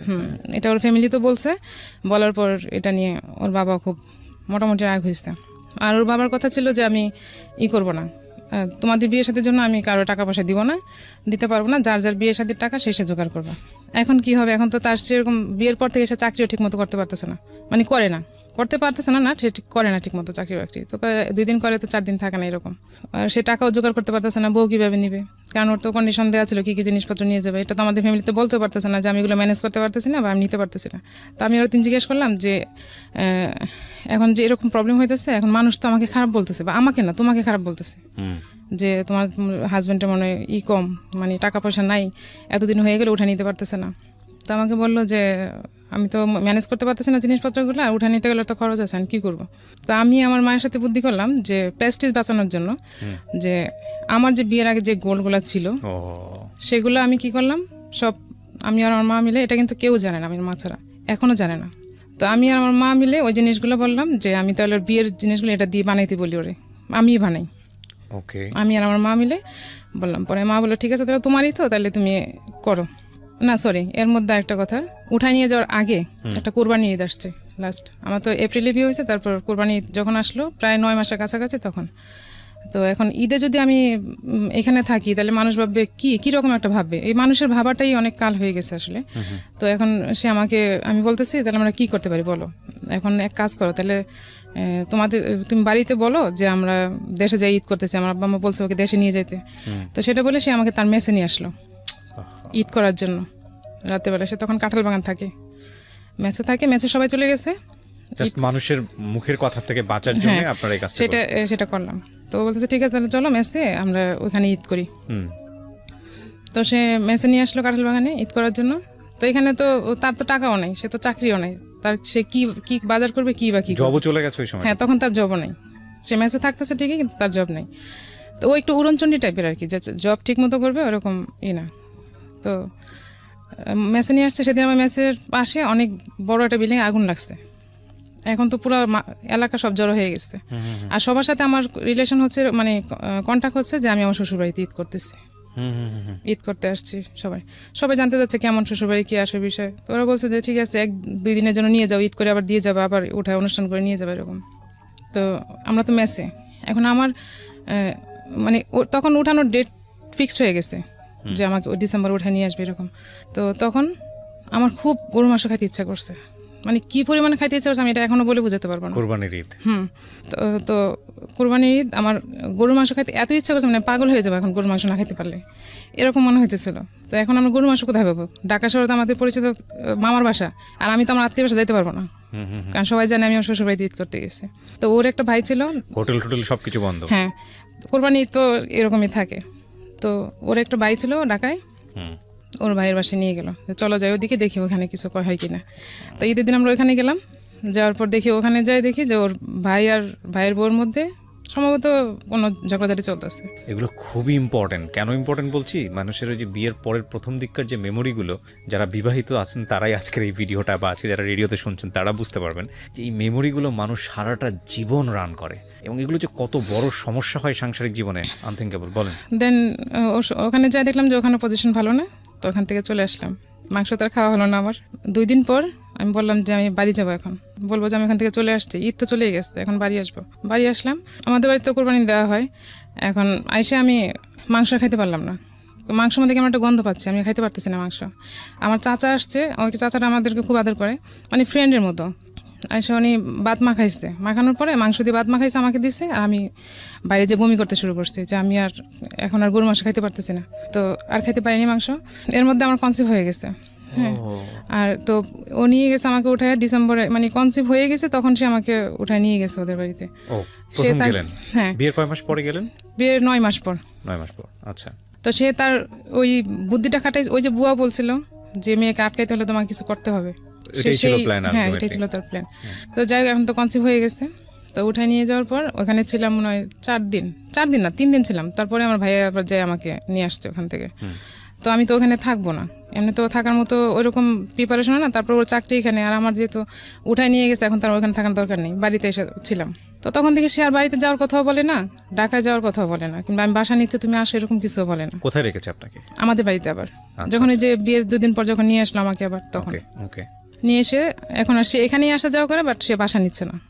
এখন আমার মা, আমার ফ্যামিলি, বাসা নেওয়ার মতো সামর্থ্য ছিল ওর তো?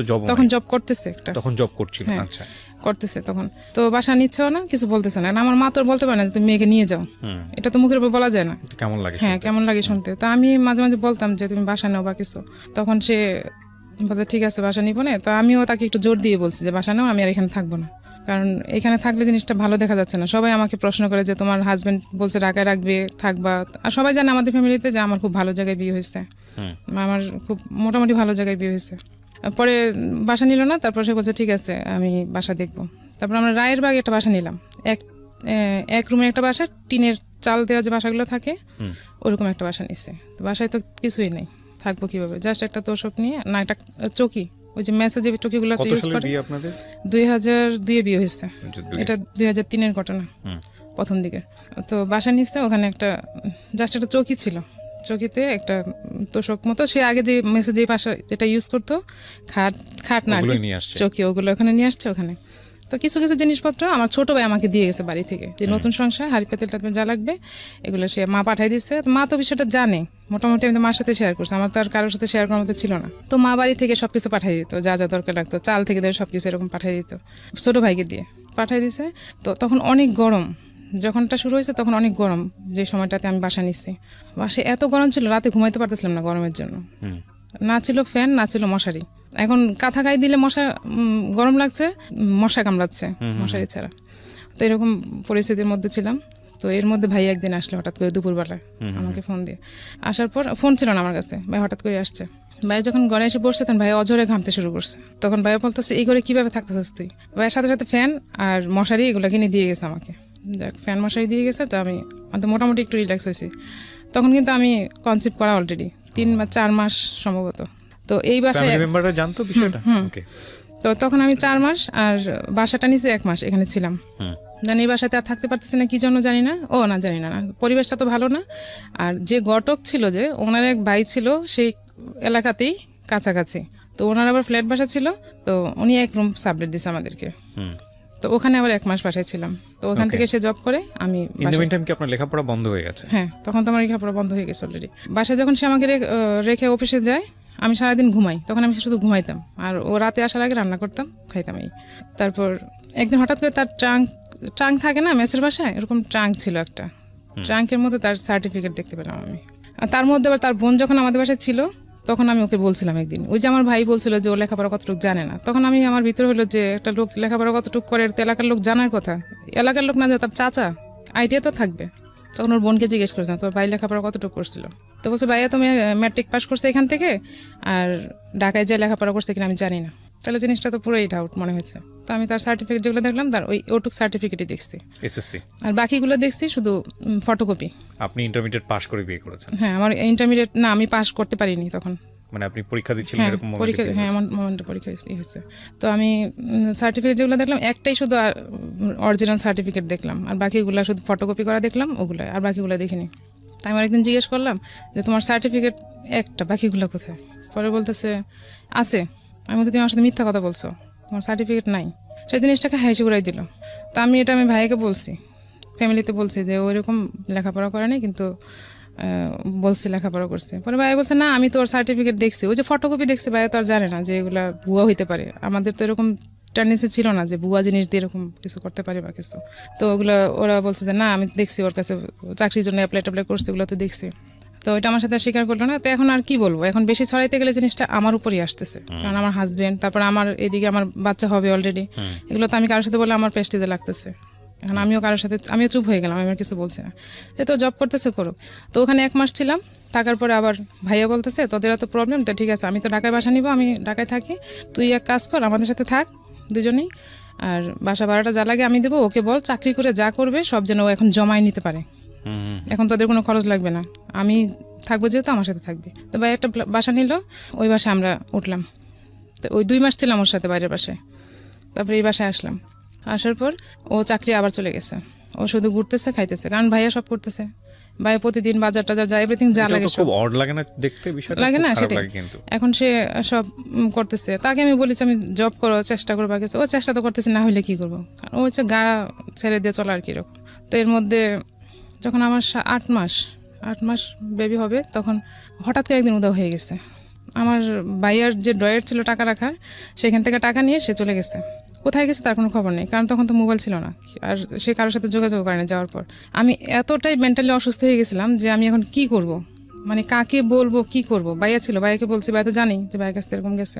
তখন ওরে খুঁজে পাওয়ার তো কোনো ওয়ে নেই, যে কোথায় খুঁজে পাবো কিছু। তো ওদের বাড়িতে জানানো হলো ওকে খুঁজে পাওয়া যাচ্ছে না, কি বাড়ি গেছে কিনা কি আসে না, ওখানেও যায়নি। সে আমাদের সাথে কারোর সাথে যোগাযোগ করেছে না। আমি অজরে কান্নাকাটি করতেছিলাম যে আমি এরকম কখনোই দেখিও নাই, শুনিও নাই কোনো দিন। আর আমার এরকম পরিস্থিতি, সে কিভাবে এরকম একটা কাজ করলো, সে কি মরে গেল, তাকে কেউ নিয়ে মেরে ফেললো, মানে এইসব চিন্তা আমার ভিতরে, যে সে নিজে থেকে পালাই গেছে কিংবা সে ইচ্ছা করে যোগাযোগ করতেছে না, এটা আমার ভিতরে, হ্যাঁ এটা আমার ভিতরে কাজ করতেছে না, করতেছে যে সে তাকে কোনো বিপদে পড়লো কিনা, কিছু হইলো কিনা, আমি এখন কি করব, এরকম অজরে কান্নাকাটি করতেছি। প্রায় 15 দিন পর, মেবি 15 দিন না 12 দিন পর সে যোগাযোগ করলো। যোগাযোগ করে সে, তখন তো তাকে পাওয়াটা হয়েছে আমাদের কাছে সবচেয়ে বড় ইস্যু, যে তাকে খুঁজে পাওয়া গেছে এটা। সে আসলো বাসায়, তো ভাইয়া তার সাথে রাগ করে কথা বললো না। তো আমি জিজ্ঞেস করলাম কই গেছিলাম, কি করছো? পরে বলে যে চাকরি খুঁজতেছিলাম, চাকরি খুঁজতেছে এই সেই, মানে কিছু বললে সেটাকে এড়াই যেত। তো এটা তো আমাকে না বললে আমি জানবো না সে কোথায় গেছিলো, কি করতেছিল। তো গেল, ফার্স্ট টাইম এটা গেল। তারপর আমার মেয়ে হলো, সিজারে হলো মেয়ে। তারপর মেয়ে হওয়ার পরে তার কাছে, তখন তো তার কাছে কোনো টাকা পয়সা নেই, চাকরিও নেই, সব কিছু আমার ভাইয়া করলো আর মামা করলো, মানে হসপিটাল যত খরচ আসছে এভরিথিং সব কিছু করলো। ইভেন তাকে গাড়ি ভাড়া পর্যন্ত আমরা ফ্যামিলি থেকে দেওয়া হয়েছে। তো সব কিছু করার পর ওদের ফ্যামিলি থেকে যেদিন আমি হসপিটালে ভর্তি হব, সেদিন আমি ওর ফ্যামিলিতে সবাইকে বলছি যে আমার জন্য দোয়া করতে, কিংবা কী হবে আমি তো জানি না, কি হইতে পারে না হইতে পারে। ওরকম মোমেন্টে আমি দোয়া নেওয়ার জন্য সবাইকে ফোন দিছি। ফোন দেওয়ার পর ঠিক আছে যাও, কথাবার্তা হয়েছে। কিন্তু হসপিটালে থাকা অবস্থায় আমি যে কয়েকদিন ছিলাম, একটা লোক আমাকে একটা ফোন দেয়নি যে তুমি কেমন আছো, কি আসো এই বিষয়, বা বাচ্চা কেমন আছে, তোমার শরীর কেমন আছে, কেউ না। ওর সাথে কথা হয়েছে হয়তো বা, আমি জানি না, ও ফোন দিলে হয়তো কথা হয়েছে, বলে যে কথা হয়েছে, জানাইছি বাড়িতে।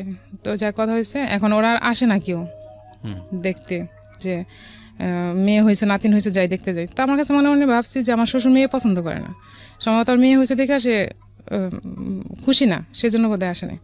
তো আমি বাসায় আসার পর বললাম যে ওনারা কেন আসে না, সবাই তো প্রশ্ন করে যে দাদা দাদি কেন আসতেছে না দেখার জন্য। তো বলতেছে বাড়িতে ঝামেলা, থাকার লোক নাই, কিছু না, এখন ওরা তো গরু টরু পালে, এই জন্য আসতেছে না। আচ্ছা আসবে না পরে। তো এরকম করতে করতে ওর দাদি আসলো, মানে আমার শাশুড়ি আসলো সম্ভবত 3 মাস পর, এরকমই হবে, 2.5-3 মাস পর, আমার ঠিক মনে নেই। আসার পর সে ছিল উনি ছিল আমাদের বাসায়, তখনও সে আমাদের বাসা থেকে থাকতেছে। এর মধ্যে সে আবার একদিন পালাই গেছে, ওর মা থাকা অবস্থায় আবার চলে গেছে কোথায়।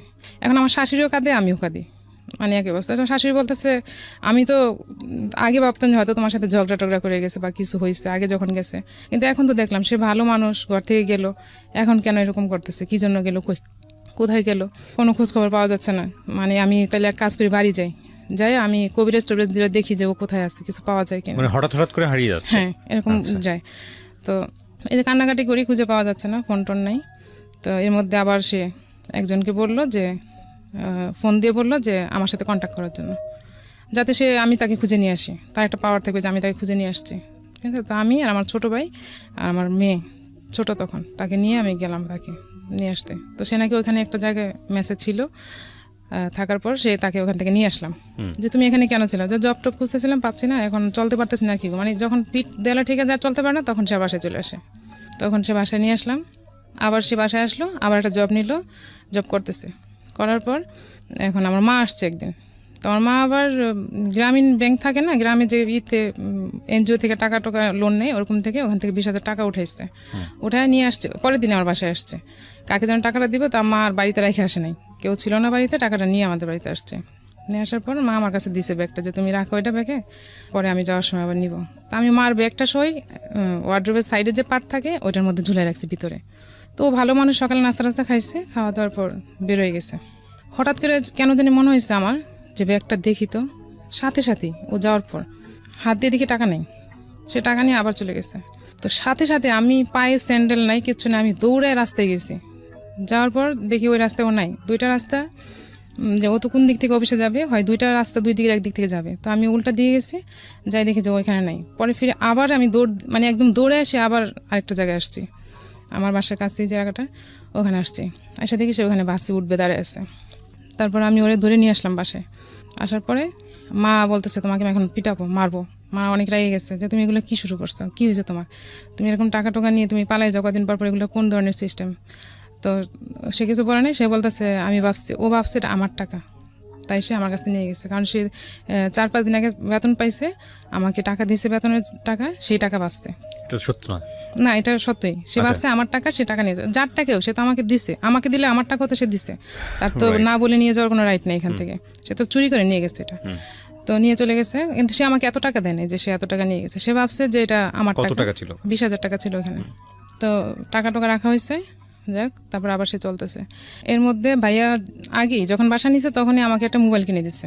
আমি লজ্জাজনক না যে শাশুড়ির ইয়ে থেকে সে টাকা চুরি করে? সেটা লজ্জাজনক, ভয়ঙ্কর লজ্জাজনক। আপনি দেখেন এখানে গল্পগুলো ভাবে বলা হচ্ছে, যে গল্পগুলো পুরো জীবনের গল্প, এখানে প্রায় এক যুগের সংসারের গল্প বা যাই বলি না কেন, এখানে খুব ছোট ছোট করে আনা হচ্ছে। এই ঘটনার প্রেক্ষাপটে একটা সংসারে কি হতে পারে, তাদের দৈনন্দিন জীবন আচরণ কি হতে পারে, এটা যারা সংসার করেছে সহজেই অনুমেয়, তো চিন্তা করার বিষয়। বাট এটাও ঠিক যে মানুষটা কেন পালিয়ে যাচ্ছে বারবার, সেটাও কিন্তু আমরা জানি না, সেখানেও একটা রিজন থাকতে পারে। এই জন্য সবসময় বলি আমি যে জীবন গল্পের একটা অনেক বড় দুর্বলতা বা সীমাবদ্ধতা হচ্ছে এটা একপাক্ষিক বলা। বেশিরভাগ সময়ই যে গল্পগুলো এখানে আসে সেটা একজন মানুষের বলা। যে মানুষটা চলে আসে ওই গল্প বলার প্রেক্ষাপটে, ওই মানুষটার যদি বক্তব্য সমানভাবে নেওয়া যায়, তাহলে হয়তো এই বক্তব্যগুলোকে নিয়ে একটা অন্যরকম চিন্তাভাবনার সুযোগ তৈরি হবে। তো যাই হোক না কেন, একটা জিনিস কি, যে দিন শেষে গল্প বলার শেষে যে রেজাল্টটা দাঁড়ায়, সেই রেজাল্টটা আমাদেরকে অনেক বড় একটা শিক্ষা দেয় সুন্দর একটা জীবনযাপনের জন্য আমরা কি পথ বেছে নিতে পারি সেই জায়গাটাতে। জি বলেন। তারপর তো এরকম 3বার যাওয়া হয়ে গেছে অলরেডি। জি। তো যাওয়ার পর যখন সে লাস্ট টাইম আসলো, তাকে আমি বারবার প্রশ্ন করতাম যে তুমি কোথায় যাও, কি জন্য যাও? তো সে বলে যে আমি নিজেও জানি না কেন যাই, কি করি, কোথায় যায়, সে আমাকে এক্স্যাক্টলি বলে না সে আসলে কোথায় যায়, কি করে। তো এর মধ্যে যখন বাসায় আসলো, তখন বাইদাবে একদিন কথায় কথায় বেরোলো যে ওই যে মেয়ে মহিলা যে আমাকে দেখতে আসছিল মেসে, বউ, যখন আমি ফার্স্ট টাইম গেছিলাম, আর চিঠি, সেই চিঠি ওই মহিলার, তার সাথে পারুল ছিল। হ্যাঁ, ওই মহিলার নাম ছিল পারুল। ওনার তখন 2টা বেবি, ওনার হাজব্যান্ড মারা গেছে, উনি একটা পরিচালকের ওয়াইফ, হ্যাঁ, ওনাকে মেরে ফেলা হয়েছে। তো ওর সাথে ওর ফিজিক্যাল রিলেশন ছিল, পরকীয়া ছিল ওর সাথে।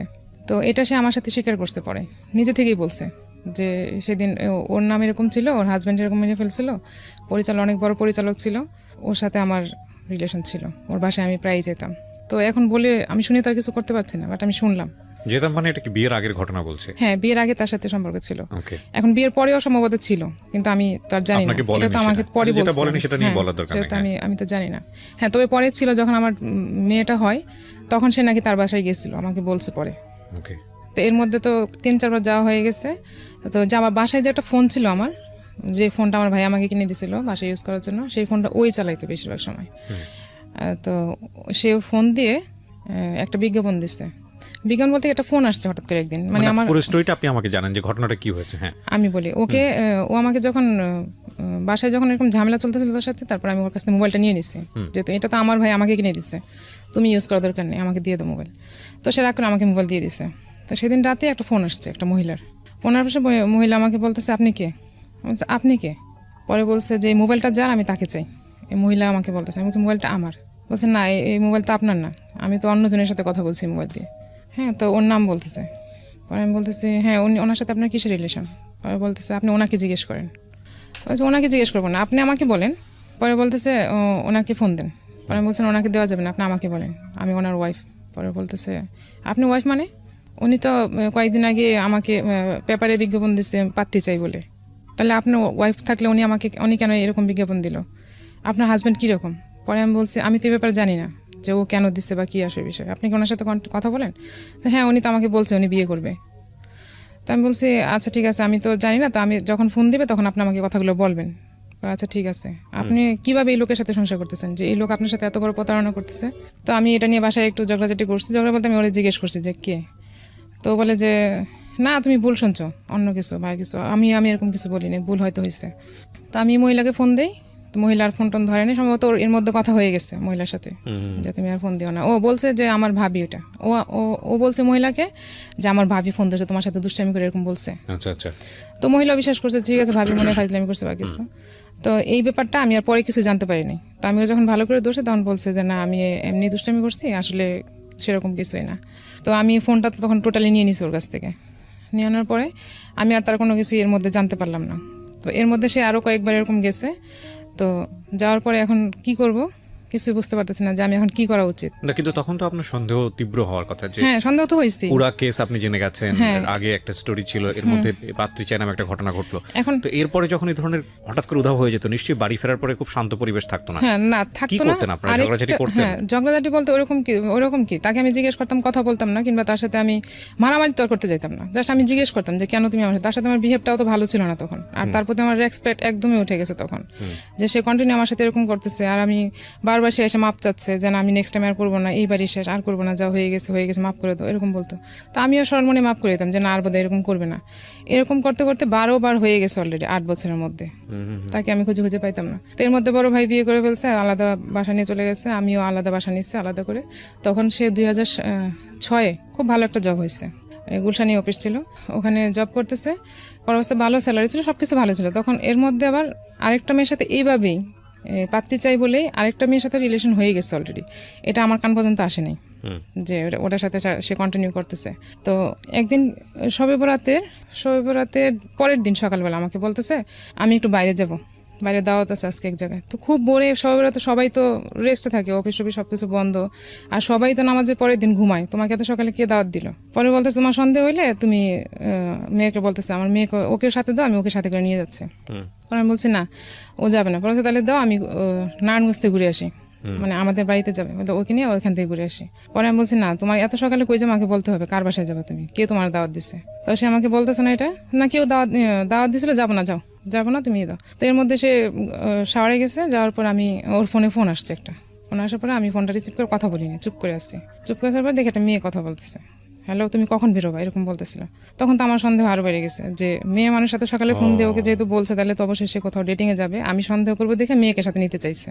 তো আমি আর দেইনি ওকে। তো আমি এটা নিয়ে ভালো করে ধরছি যে আমি এখন ফোন দিব, তুমি কথা বলবা, কি বলে আমি শুনবো, তাইলে বুঝতে পারবো যে তুমি আসলে কিছু করতেছো না। তখন যখন ফোন দিছে তখন মেয়েটা ওরে বলতেছিল যে আমি তো বের হয়েছি, তুমি কখন বেরোবা, কখন আসবে মিট করতে। কারণ সে তো বাধ্য হয়েছে আমার কথা শুনে যে তাকে কি হতে পারে এরপরে বাসার মধ্যে চিন্তা করে দেখেন। তখন তো আমার বাসায় মোটামুটি ঝগড়া চলতেছে, আমি বাসা থেকে বের হয়ে গেছি। আমি জীবনে কোনোদিন এত কাহিনী হয়েছে আমি বাসা থেকে কখনো বেরোই নাই। কারণ সে আমাকে বলছিল প্রথম দিন বলতে মানে বিয়ের পর সে আমাকে বলছিল যে বিয়ের আগে কি হয়েছে না হয়েছে আমি কিছু জানতে চাইবো না কোনোদিন, কিন্তু বিয়ের পরে যেন কেমন কিছু না থাকে, আর ঝগড়া করে কখনো বাসা থেকে বেরোতে পারবে না। তা আমার ফ্যামিলি তো কখনো আমাকে সাপোর্ট দিবে না যে ঝগড়া করে বাসা থেকে বের হয়ে যাব, আমার ফ্যামিলি আমাকে সাপোর্ট দিবে না কখনোই, এটা আমি জানি। তো আমি সেদিন মিরপুর ছিলাম তখন বাসা, ওখান থেকে আমার মামি আছে একটা ওখানে থাকে, ওনার বাসায় চলে গেছিলাম রাগ করে, মেয়েকে রেখে চলে গেছিলাম। তো সে আর সারাদিন আমাকে ফোন দেয় নাই, ইভেন সে আমাকে খোঁজ নিতেও যায় না যে আমি আসলে কোথায় গেলাম। একটা ফোন আসে না। সারাদিন অপেক্ষা করার পর আমি মামাতো বোনকে বললাম তুই একটু ফোন দিয়ে জিজ্ঞেস কর যে আপু কোথায় আসছে। তো সে বুঝে গেছে যে আমি ওখানেই আছি।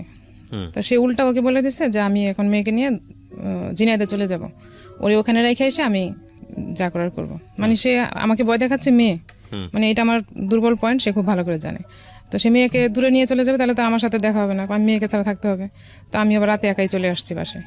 এসে আমি আর ওর সাথে কথা তো বলিনি, ওরকমই চলতেছে, শান্ত পরিবেশ, ওর সাথে কোনো ওরকমই হইতেছে না। তারপর আমি ওই মেয়েটার নাম্বারটা নিলাম, নেওয়ার পর আমি একজনকে লাগালাম যে মেয়েটা কে, তাকে বের করতে। তো মেয়েটাকে সে এরকম কথাবার্তা বলে মেয়েটার ডিটেলস বের করছে। বের করার পর সে একদিন ওই মেয়ের সাথে দেখা করতে যাবে, মানে আমার হাজবেন্ড দেখা করতে যাবে। সেদিন সেও বলছে, ওই মেয়েটাও বলছে যে ও কার সাথে দেখা করতে যাবে, কখন দেখা করতে যাবে। তো সেই অনুযায়ী আমিও গেছি, সে মৌচাকে আসবে দেখা করতে মেয়েটা, আমিও গেছি। তো যে লোকটাকে আমি লাগাইছি সেও আমাকে লোকেশন দিছে, সে অমুক জায়গায় ওরা বসছে, আপনি যান। তো আমি যখন মেয়ে ছোট, মেয়েকে নিয়ে গেছি, তো আমি আবার মৌচাকে ড্রেস বানাতাম তখন, তো ওখানে গেছি। যাওয়ার পরে এখন ও আমাকে দেখে ফেলছে দূরে থেকে, আমি ওকে দেখার আগে ও আমাকে দেখে ফেলছে। আমাকে দেখে সাথে সাথে ওরা দুজনে দুই ভাগ হয়ে গেছে, ভাগ হয়ে পরে চলে আসছে। তো আমি দেখি নাই, কিন্তু আমি যাকে লাগাইছিলাম ওদের বের করার জন্য, সে আমাকে বলছে ও তো ওই ব্যাংকের গলিতে ছিল, আপনি দেখেন নাই কেন। পরে যাই হোক আমি আন্দাজে ওকে বলছি এসে যে তুমি ওখানে কি করতে গেছো, কি জন্য গেছো, তুমি তো ওখানে যাওয়ার কথা ছিল না, তুমি কার সাথে ছিলা। ওই মেয়েটার নাম, মেয়ের বয়স কত তখন? তখন সে ছোট, তখন তার বয়স হবে 3 বছর হবে। তখন আপনার সংসারের বয়স সর্বসাকুল্যে 3.5 থেকে 4 বছর। হ্যাঁ, 4 বছরে তো যতগুলো আপনি এভিডেন্স পেয়েছেন, মানে আপনার কথা যদি সত্য হয়ে থাকে, তাহলে এই 4 বছরই তো আপনার সিদ্ধান্ত নিয়ে ফেলার কথা যে ওই যে আমি কি করব, আমার মেয়েটা বাবা ছাড়া হবে, এই জিনিসটা আমার মেয়েটার, এটা আমার বেশি ভিতরে কাজ করছে। আজকে যে গল্পটা এখানে প্রচার করছি, এটা শুধু একজনের স্টোরি না, এটা অনেক কমন একটা স্টোরি, অনেক কমন একটা স্টোরি। আমরা আমাদের সন্তানদের জন্য কত বড় স্যাক্রিফাইস করি সেটার একটা স্টোরি। বাট প্রশ্ন হচ্ছে যে এই স্যাক্রিফাইসের রেজাল্টটা কি দাঁড়ায়, এবং বিশেষ করে সন্তানদের কথা ভেবে আমি সবসময় আপনাদেরকে যে কথাটা বলি, রেডিওতে যারা শুনছেন, একই সাথে যারা ইউটিউবে দেখছেন, যে যখন সন্তান দুনিয়াতে চলে আসে তখন আসলে আর নিজের ব্যক্তিগত চিন্তাভাবনা করার সুযোগটা সেকেন্ডারি হয়ে যায়, নট সেটা ম্যান্ডেটরি। কজ আপনি একটা মানুষকে পৃথিবীতে নিয়ে এসছেন with the name of almighty Allah. তো সেই মানুষটাকে আপনি, সে তো আপনার আদ্যপান্ত জেনে আসেনি, হ্যাঁ, তাকে আপনি নিয়ে আসার প্রসিডিউর মেনটেন করেছেন বলেই সে দুনিয়াতে এসছে। তার লাইফের রেসপন্সিবিলিটি কিন্তু আপনার, এবং আপনি কতটা ভালো থাকলেন, কতটা মন্দ থাকলেন, সেটা আসলে তার লাইফের ওপরে যেন কোনোভাবে ইফেক্ট না করে। সো ওই জায়গাটা থেকে বাবা মারা অনেক বড় স্যাক্রিফাইস করেন, অনেক বড় স্যাক্রিফাইস করেন। মূল কথা হচ্ছে যে স্যাক্রিফাইসেরও তো একটা এন্ডিং পয়েন্ট আছে, যে এর বেশি আর করা যায় না।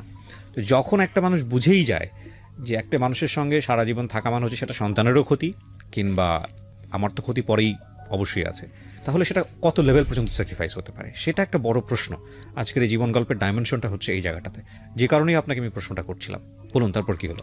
তারপর আমার চিন্তা এটাই ছিল যে আমার মেয়ে, ও যখন বাড়ি থেকে আসতো, পায়ের শব্দ যখন পেতো, সে দূরে বুঝতে পারতো যে সে বাবা, খুব স্বাভাবিক, বাবা তো বাবা, সে অনেক দূর থেকে এটা বুঝতে পারতো, বলে যখন বুঝতে পারতো তখন সে দৌড়ে বাবা বলে চিল্লে বাইরে যেত। আর এই জিনিসটা আমার সবসময় ভিতরে কাজ করতো যে ও কাকে বাবা ডাকবে, এই জিনিসটা আমি মানতে পারতাম না। যখনই কোনো ডিসিশন নিতে চিন্তা করতাম তখনই ভাবতাম যে আমার মেয়েটা তো বাবা ছাড়া হবে, সে তো বাবা ডাকতে পারবে না। এইটা ফ্যামিলির সন্তানরা আসলে জানেন যে এটা আসলে কতটা পেইনফুল। বাবা মায়ের মধ্যে সম্পর্ক যেটাই থাকুক না কেন, এটা তো আসলে তাদের জানার কথা না, কিন্তু বড় হয়ে ওঠার জায়গাটাতে আসলে বাবা এবং মা দুজনের খুবই প্রয়োজন একটা সন্তানের, এবং সেটা যারা বড় হয়েছে তারা আসলে ফিল করে যে এটা আসলে বাবার কোনো সাইডের কারণে যদি বাবা দূরে থাকে, কিংবা মার কোনো সাইডের জন্য যদি মা দূরে থাকে, সেটা সেই জায়গা থেকে তাদের প্রবলেম। কিন্তু কাঠামোগত দিক থেকে তো একজন বাবাকে প্রয়োজন হয় নিজের জীবনে, মাকে প্রয়োজন হয়। ছোটোবেলাটা বলি, বড়োবেলাটা বলি, যেটাই বলি না কেন, সেই জায়গায় যে মিসিং, প্রতিনিয়ত যে মিসিং।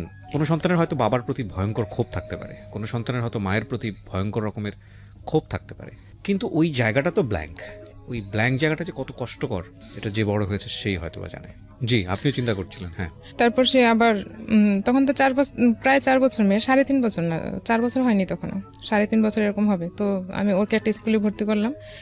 এর মধ্যে ওই যে মেয়েটার কথা বললাম, মেয়েটার বাড়ি ছিল বরিশাল, সে নাকি ওখানেও গেছে।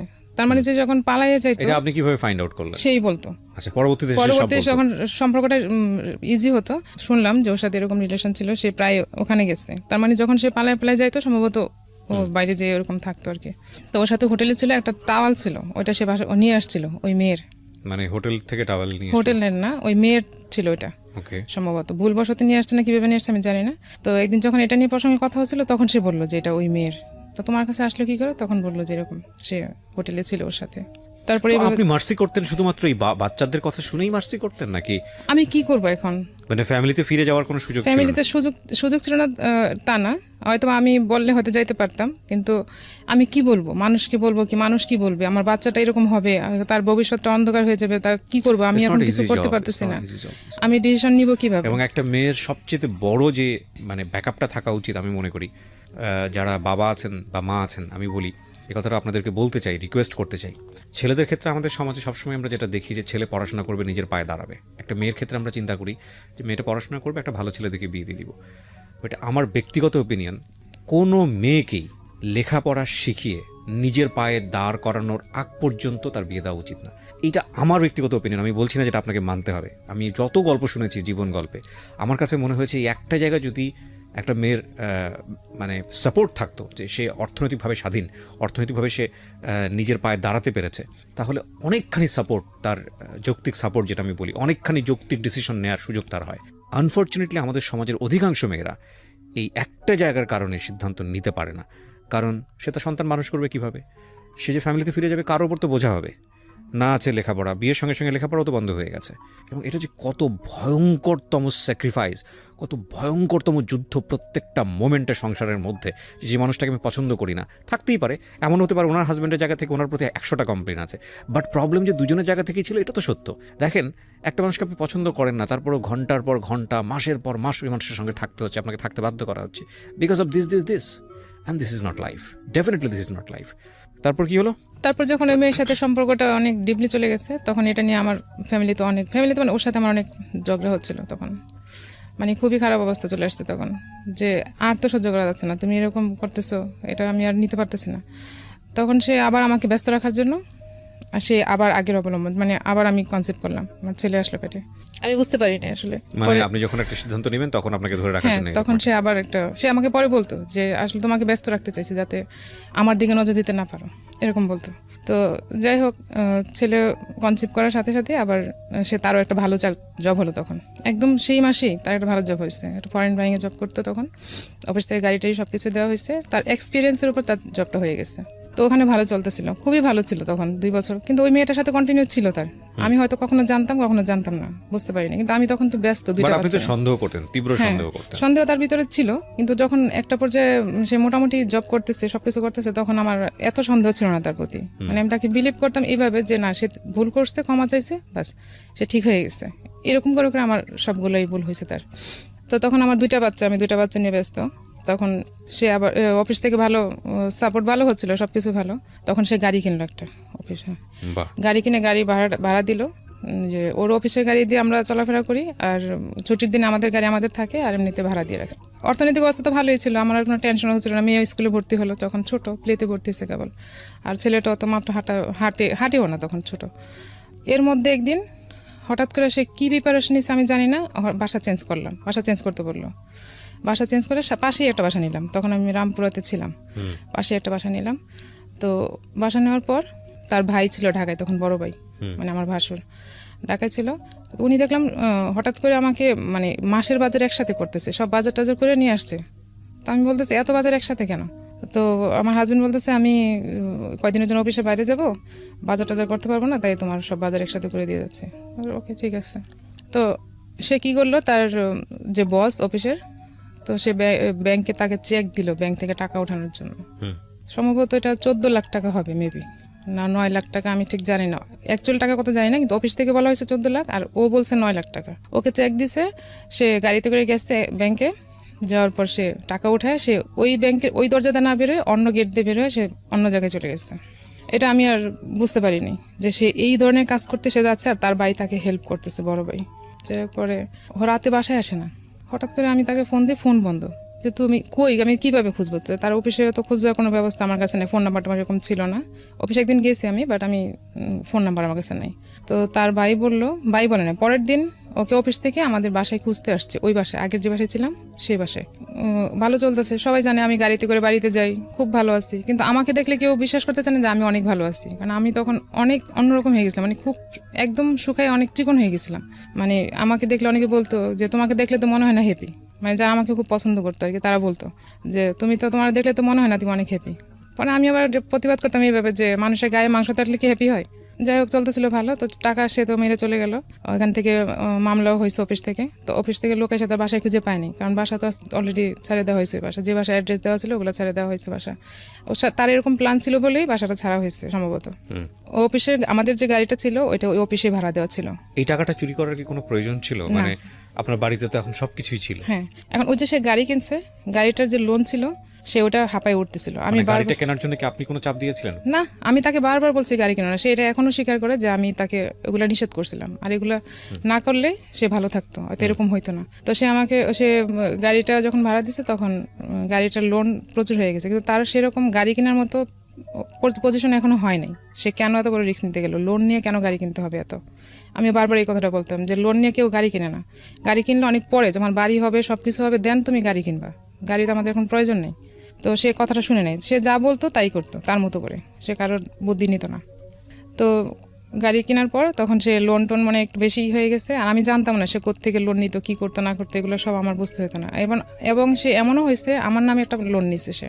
তো সে যখন এখান থেকে চলে আসলো, অফিস তাকে আর খুঁজে পেল না, ওই পেপারে বিজ্ঞাপন দিল তার সম্পর্কে। হ্যাঁ, তার ছবি দিয়ে পেপারে দিল যে তাকে ধরিয়ে দাও, হ্যাঁ ধরিয়ে দিন। হ্যাঁ, এখন তারা ধরিয়ে দিন এরকম বিজ্ঞাপনের আগে কি আপনার সঙ্গে যোগাযোগ করেছে, নাকি আপনি জানলেন কবে সে কোথায় পালিয়ে আছে? আপনার সঙ্গে যোগাযোগটা করলো কবে? আমি তো, আমার সাথে যোগাযোগ হয়েছে অনেক পরে, তাই 15 দিন হবে। আচ্ছা, তার মাঝখানে কি পত্রিকায় বিজ্ঞাপন চলে গেছে নাকি তারও পরে? না, বিজ্ঞাপন সাথে সাথে চলে গেছে, 2 দিন পরে। হ্যাঁ, যখন বিজ্ঞাপন চলে আসছে তখনই আমার কানে আসছে যে সেই ঘটনা ঘটাইছে। ওকে, তখন আমি বুঝতে পারছি সে এরকম কিছু করে তারপরে গেছে। সেটা তার বাড়ি থেকে ফোন দিয়ে তখন ওর বড় ভাই বলছে। আপনি নিজের চোখে দেখেছেন তাকে ধরিয়ে দিন? আমার কাছে আছে, এটা এখনো আছে, পেপার কাটিং আমার কাছে এখনো আছে। আমরা যেহেতু এটা ইনভেস্টিগেটিভ শো না, সুতরাং আমরা চাই না কোনো মানুষের পরিচয় এখানে রিভিল হোক, কারণ আমাদের আসলে কে কি ভুল করেছে সেটা আইডেন্টিফাই করার কোনো উদ্দেশ্য না। আমরা মূলত চাই যে এই গল্পটা থেকে আমাদের যারা শুনছেন শ্রোতা বা যারা দেখছেন তারা আসলে কি পজিটিভ মেসেজটা নেবেন। Because who is victim or who is guilty, that is not our concern. Hour concern হচ্ছে যে আলটিমেটলি স্টোরির মেসেজটা কি। বলেন। তারপর চাকরিতে চলে গেল, এখন তার চাকরি নেই। সে ওই 9 লাখ না 10 লাখ টাকা নিচ্ছে, সেই টাকা নিয়ে সে বাইরে আসছে।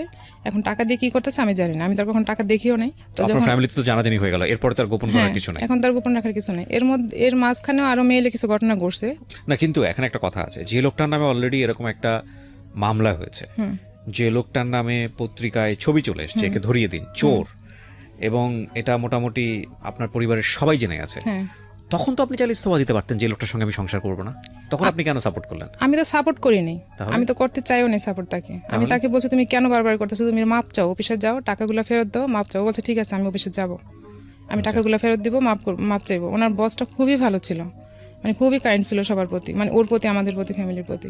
তো সে বলছে আমাকে, কথা দিচ্ছে যে সে না, আমি টাকা ফেরত দিয়ে মাপ চাইবো, চাকরিটা ফেরত নেবো, কারণ এত ভালো চাকরি সে আর পাবে না। আমি বারবার বলতেছি তুমি এত ভালো চাকরি পাবা না, তুমি যে মাপ চাও, টাকাগুলো ফেরত দিয়ে দেখবো তোমার আর কিছুই বলবে না, সব কিছু ঠিক হয়ে যাবে। ঠিক আছে আমি যাবো, তুমি বাসা নিয়ে চলে আসো এখানে। আর আমার যে বিজ্ঞাপনের ব্যাপারটা, ওইটা এখনো পর্যন্ত আমাদের বাড়িতে যায়নি। আচ্ছা, হ্যাঁ, আমি কারোর সাথে বলিও নাই, বলতে চাই না এই জন্য যে এটা অনেক বড় একটা ইস্যু হয়ে যাবে, অনেক বড়।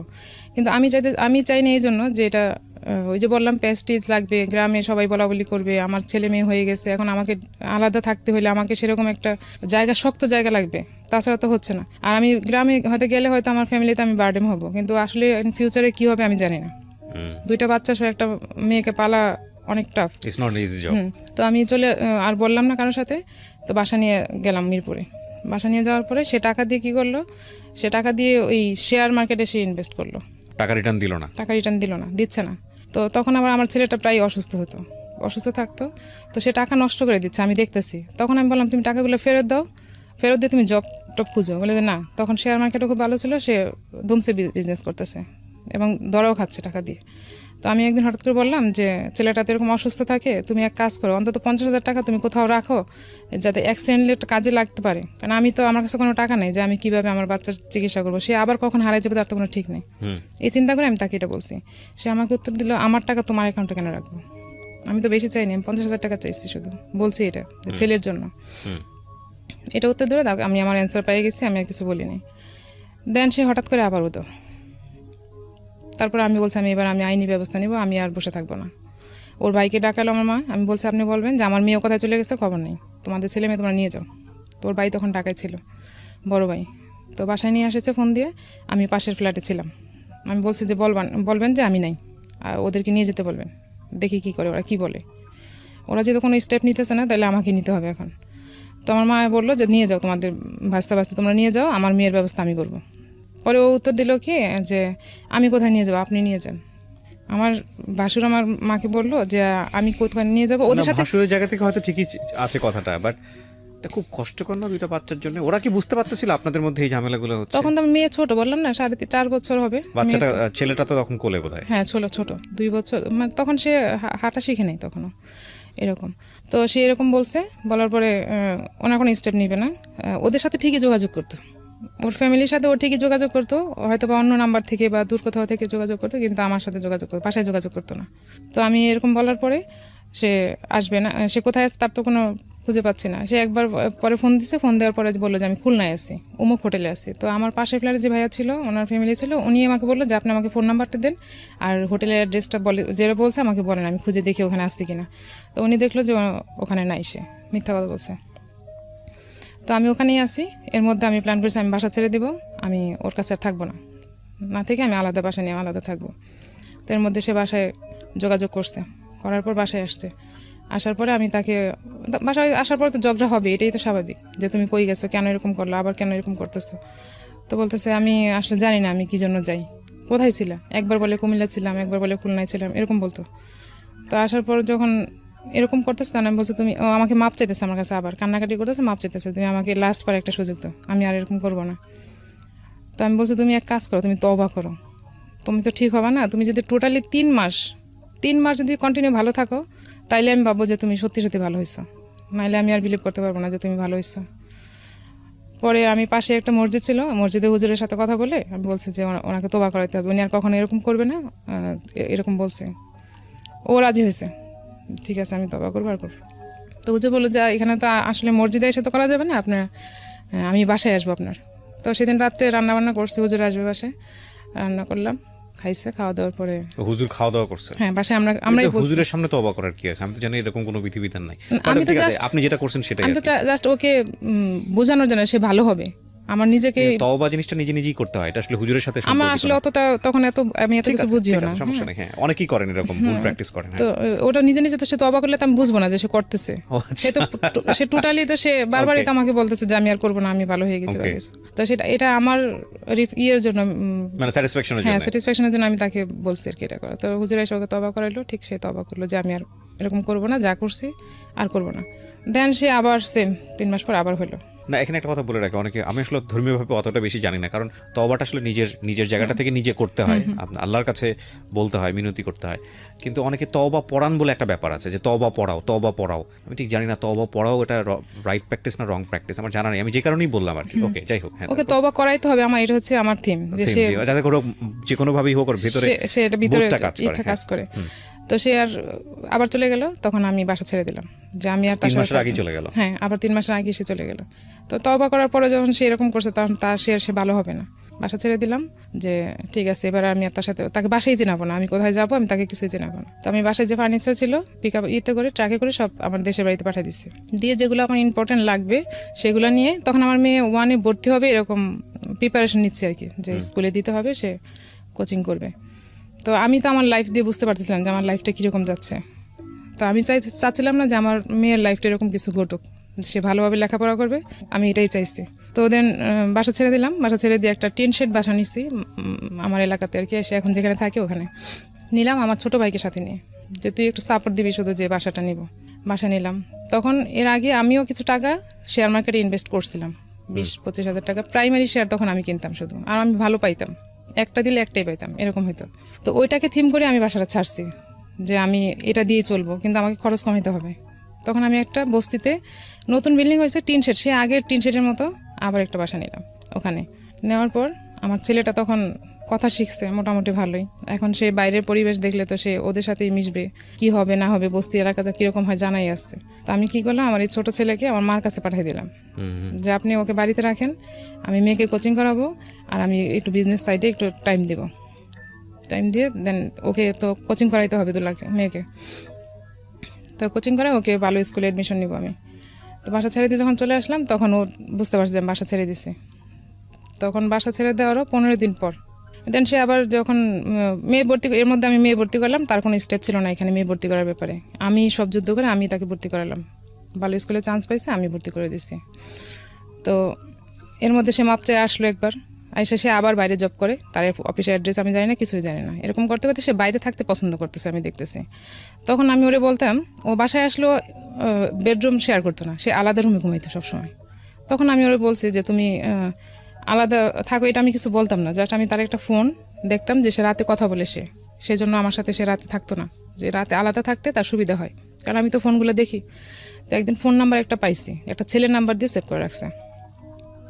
তো ওই নাম্বারটা আমি জাস্ট ফোন দিচ্ছি ওর মোবাইল থেকে, কথা বলিনি, শোনার জন্য যেটাকে আসলে ছেলের নাম্বার না মেয়ের নাম্বার।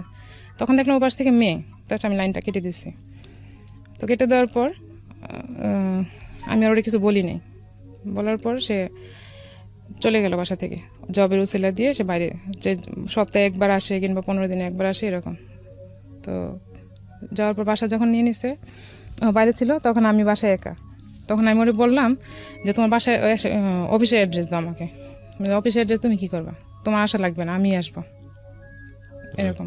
তো সে মাঝখানে আবার আদম ব্যবসা করতে গেছে, বারবার নিষেধ করার পরেও সে গেছে, যে ওখানে একটা লোকের সাথে ঝামেলা হয়েছে অনেক, যার কারণে সে বাসার বাইরে থাকতো বেশিরভাগ সময়। আর আমার পাশের ফ্ল্যাট থেকেও সে টাকা নিছিল। এখন আমাকে একদিন এসে বলতেছে বাসা ছেড়ে দাও, পরে বলছে বাসা কেন ছাড়বো, ওরা টাকা পাবে, তুমি ওদের টাকা দিবে না, এখন তুমি থাকবে না, আমি বাসা ছেড়ে গেলে তো ওরা আমাকে এখানে হ্যারাসমেন্ট করবে, ওরা প্রতিদিন তোমার কথা জিজ্ঞেস করে টাকা দেওয়া লাগবে, তাহলে আমি কিভাবে দিব টাকা, কিংবা আমি কি করবো, ওরা আমাকে আটকাবে না যাওয়ার সময় যে টাকা দিয়ে যান, তো আমি কিভাবে কি বলবো। পরে বলছে না কিছু হবে না, তুমি বাসা ছেড়ে দাও। বলছে না, তোমার সাথে আমি বাসা ছেড়ে আর কোথাও যাবো না, কারণ মেয়ে অলরেডি অ্যাডমিশন হয়ে গেছে স্কুলে, ক্লাস 3-তে তখন সে উঠছে কেবল। তো সেদিন আমি বাসা ছাড়বো না বলে সে আমাকে মারতে গেছে, আমার মা ছিল বাসায়, মারতে গেছে আমাকে, মারে নাই যদিও, কিন্তু মারতে গেছিলো। তো সে বলছে ঠিক আছে, আমি আর কোনো খরচ টরচ দিব না তোমাকে, আমার সাথে যদি না যাও তাহলে আমি বাসায় খরচ দিব না। সে তার দুর্বল পয়েন্ট ছিল এটা আমার, যে আমি একা চলতে পারবো না, তার কাছে আমি যাবোই আবার। তো আমি আর যাইনি। অনেক দিন পর সে আমার মোবাইলে একটা ফোন আসছে, ফোন আসার পরে আমাকে অনেকবার ফোন দিয়েছে, আমি বাসায় ছিলাম না। তো ওই ফোনটা যখন আমি বাসায় আসছে আবার আসছে, আসলে একটা মহিলা কণ্ঠ আমাকে বলতেছে আপনার হাজব্যান্ড কোথায়। আচ্ছা আমার হাজব্যান্ড কোথায় ওটা আমি কীভাবে বলবো, আপনার কী দরকার, আপনি কে। পরে বলতেছে আপনার হাজব্যান্ড আমার জিনিসপত্র নিয়ে সব পালাইছে, আমার না সরি আমার বান্ধবীর, এরকম এরকম হয়েছে, ওনাকে দরকার। পরে আমি বলছি আপনার বান্ধবীর সাথে কী রিলেশন, যে সে আপনার বেডরুম থেকে যে আপনার জিনিসপত্র নিয়ে আপনার টাকা পয়সা নিয়ে সে চলে গেছে, ওটার তো অবশ্যই রিজন আছে। আমার বেডরুমে কেউ আসতে হলে তো আমার সেরকম রিলেশন থাকা লাগবে, তাছাড়া তো একটা ছেলে মানুষ আপনার বেডরুমে যেতে পারবে না। পরে বলতেছে না ওর সাথে ভালো সম্পর্ক ছিল, সে এরকম টাকা পয়সা নিয়ে হঠাৎ করে এসে চলে গেছে, তাকে আর খুঁজে পাওয়া যাচ্ছে না। পরে আমি যখন এটাকে আর বেশি প্রশ্রয় দিচ্ছি না, যে আপনি রিয়েল কথা বলেন তাইলে আমি বলতে পারবো, আর আমার সাথে ওর সাথে যোগাযোগ নেই, অ্যাকচুয়ালি এর সাথে আমার যোগাযোগ ছিল না, টোটালি যোগাযোগ ছিল না। তারপর সে আমাকে বলতেছে, মহিলাটা আমাকে বলতেছে যে ওনার বাসার অ্যাড্রেস দেন, বাড়ির অ্যাড্রেস দেন। বলছে বাড়ির অ্যাড্রেস আমি দেবো কেন, আপনার সাথে রিলেশনকে আগে আমাকে বলেন, দেন আমি আপনাকে চিন্তা করবো যে দিব কিনা। পরে সে বলে না এক পর্যায়ে বাধ্য হয়েছে বলতে যে আমার সাথে এরকম আমার বান্ধবীর সাথে ওনার বিয়ে হয়েছে। হোয়াট? হ্যাঁ বলতেছে আমার বান্ধবীর সাথে ওনার বিয়ে হয়েছে, বিয়ে হওয়ার পরে উনি এরকম জিনিসপত্র নিয়ে পালাই গেছে ওনার রুমের থেকে। ওকে, উনি জব করতো, বলতেছে আমার বান্ধবী জব করে অফিসে গেছে, ওর ঘরে জিনিসপত্র যা ছিল, অলংকার ছিল, টাকা পয়সা ছিল, সেগুলো নিয়ে চলে গেছে। তো আমি বলছি এটা তো আমার দেখার বিষয় না, বিয়ে তো আপনারা করছেন, এখন অ্যাড্রেস আপনারা খুঁজে বের করেন, আমি এই ব্যাপারে কিছু বলবো না। তখন আমি এটা স্বীকার আমি বিয়ে করছেন যে এটা কি প্রুফ আছে, আমাকে প্রুফ দেখাইতে হবে। আর প্রুফটা আমি এই জন্য চাইছি আমি সবাইকে যাতে দেখাইতে পারি যে সে আসলে কি পর্যায়ে যাইতে পারে। তখন সে অস্বীকার করবে তা না হলে, তো সে কাবিননামাটা নিয়ে আমার সাথে দেখা করতে আসছে। সত্যি সত্যি বিয়ে করেছে? সত্যি সত্যি বিয়ে করছে, সে আমাকে কাবিননামাটা নিয়ে ওই মহিলা আমার সাথে দেখা করতে আসছে। না কিন্তু এখানে কথা আছে, যেহেতু আপনার ঠিকানা তারা পেয়েছে, তার মানে তার আমার ঠিকানা পায়নি, আমার ফোন নাম্বার ঠিক আছে, কিন্তু ওরা কি জানতো যে ওনার আগে একটা বউ আছে, জেনে শুনেই বিয়ে করেছে? হ্যাঁ জানতো, কিন্তু সে নাকি বলছে, মহিলা আমাকে বললো, সে নাকি বলছে যে আমার বউর সাথে ডিভোর্স হয়ে গেছে আর বাচ্চারা ওখানে থাকে, আমি সব খরচ টরচ দিই। হ্যাঁ, আর আমাকে ও বলছে যে তাহলে ফ্যামিলি অ্যাড্রেস দাও, মহিলা বলছে, আর ও বলছে যে না বাসা থেকে আমার ত্যায্য করা হয়েছে, বাড়ি থেকে আমাকে ত্যায্য করা হয়েছে, এখন ওরা কোনো টাকা পয়সা, ওদের সাথে আমার কোনো রিলেশন নেই। তো মহিলাটাও একটু বয়স হয়ে গেছিল মোটামুটি, যার জন্য মহিলা ওকে হয়তো কোনো রিজন ছাড়াই বিয়ে করছে। আপনারা যারা শুনছেন তারা একটা জিনিস খেয়াল করবেন যে এগুলো বাড়তেই থাকবে, একের পর এক বাড়তে বাড়তে বাড়তে বাড়তে বাড়তে বাড়তে that goes actually infinity level.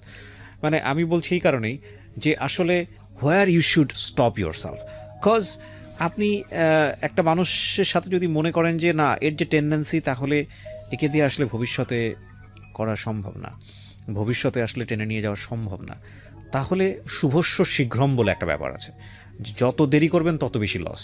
কিন্তু যে বললাম যে স্যাক্রিফাইসের লেভেলটাও যদি আপনি অনেক সময় এক্সিড করে ফেলেন, যে স্যাক্রিফাইস তো একটা লিমিট আছে, সেই লিমিটটা যদি আপনি এক্সিড করে ফেলেন তাহলে পুরো লাইফ লং কি আপনি স্যাক্রিফাইস করবেন? পুরো লাইফ লং আপনি কি এটা মেনে নেবেন? একটা কথা আছে, অন্যায় যে করে এবং অন্যায় যে সহ্য করে দুজনেই সমান অপরাধী।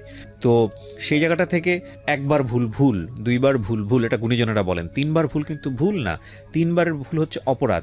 উনি যে ইয়েটা বলেছে এখানে 12 বারের মতো বাসা থেকে পালিয়ে যাচ্ছে, আবার টাকা পয়সা চুরি, ব্যাংক, মানে আমি জানি না যে প্রতিষ্ঠানে কাজ করতো সেখান থেকে সে টাকা চুরি করেছে, সেটা পেপারে বিজ্ঞপ্তি আসছে, তারপরেও ওই লোকটার সঙ্গে থাকতে হবে, মানে দ্যাট ইজ কোয়াইট অ্যাবসার্ড। এবং ওই জায়গাটা থেকে কিন্তু আমার যেটা মনে হয় যে ভাঙনটা নিশ্চিত, কিন্তু ভাঙন যদি ভাঙতেই হয় তাহলে এত লেট কেন?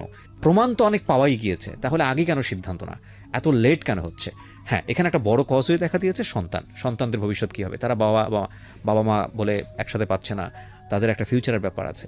কিন্তু এটাই যদি কজ হয় তাহলে আপনি কতক্ষণ পর্যন্ত স্যাক্রিফাইস করতে পারবেন, কতক্ষণ পর্যন্ত পারবেন? আসলে পারা যায় না। আজকের এই গল্পটা আমাদেরকে সেই জায়গাটায় নিয়েই দাঁড় করাবে। দেন ওই মহিলাটা যখন আমার সাথে যোগাযোগ করলো, আমি তাকে এরকম তো বললাম, কাগজপত্রগুলো সব নিলাম।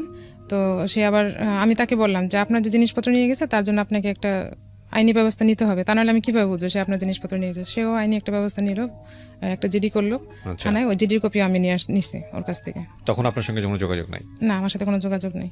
তারপর সে আমাকে কয়েকদিন পর আমাকে ফোন দিল একদিন হঠাৎ করে, রোজার ঈদের আগে, রোজার মধ্যে ঘটনা এগুলো, রোজার ঈদের আগে দিয়ে আমাকে ফোন দিয়ে আমাকে বলতে, এর মধ্যে কিন্তু সে আমাদের কোনো খরচ টরচ দিচ্ছে না, বলে গেলো যে বাসায় দিবে না আর দিচ্ছে না।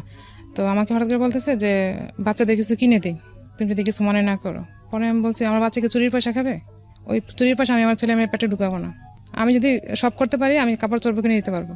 তখন সে চুরি মানে ও আকাশ থেকে পড়ছে যে ওই মহিলা আমার সাথে যোগাযোগ করছে, ইভেন আমি সব কিছু জেনে গেছি। ওর ধারণা ছিল আমি কিছু জানবো না বা আমি জানতে পারিনি। তো মহিলা তোর হন নিয়ে খুঁজতেছে, কারণ ওর তো ঠিকানা সব কিছু ভুল, নাম ঠিকানা ভুয়া, সব কিছু ভুয়া ছিল ওই কাবির নামায়। তো আর খুঁজে পাচ্ছে না।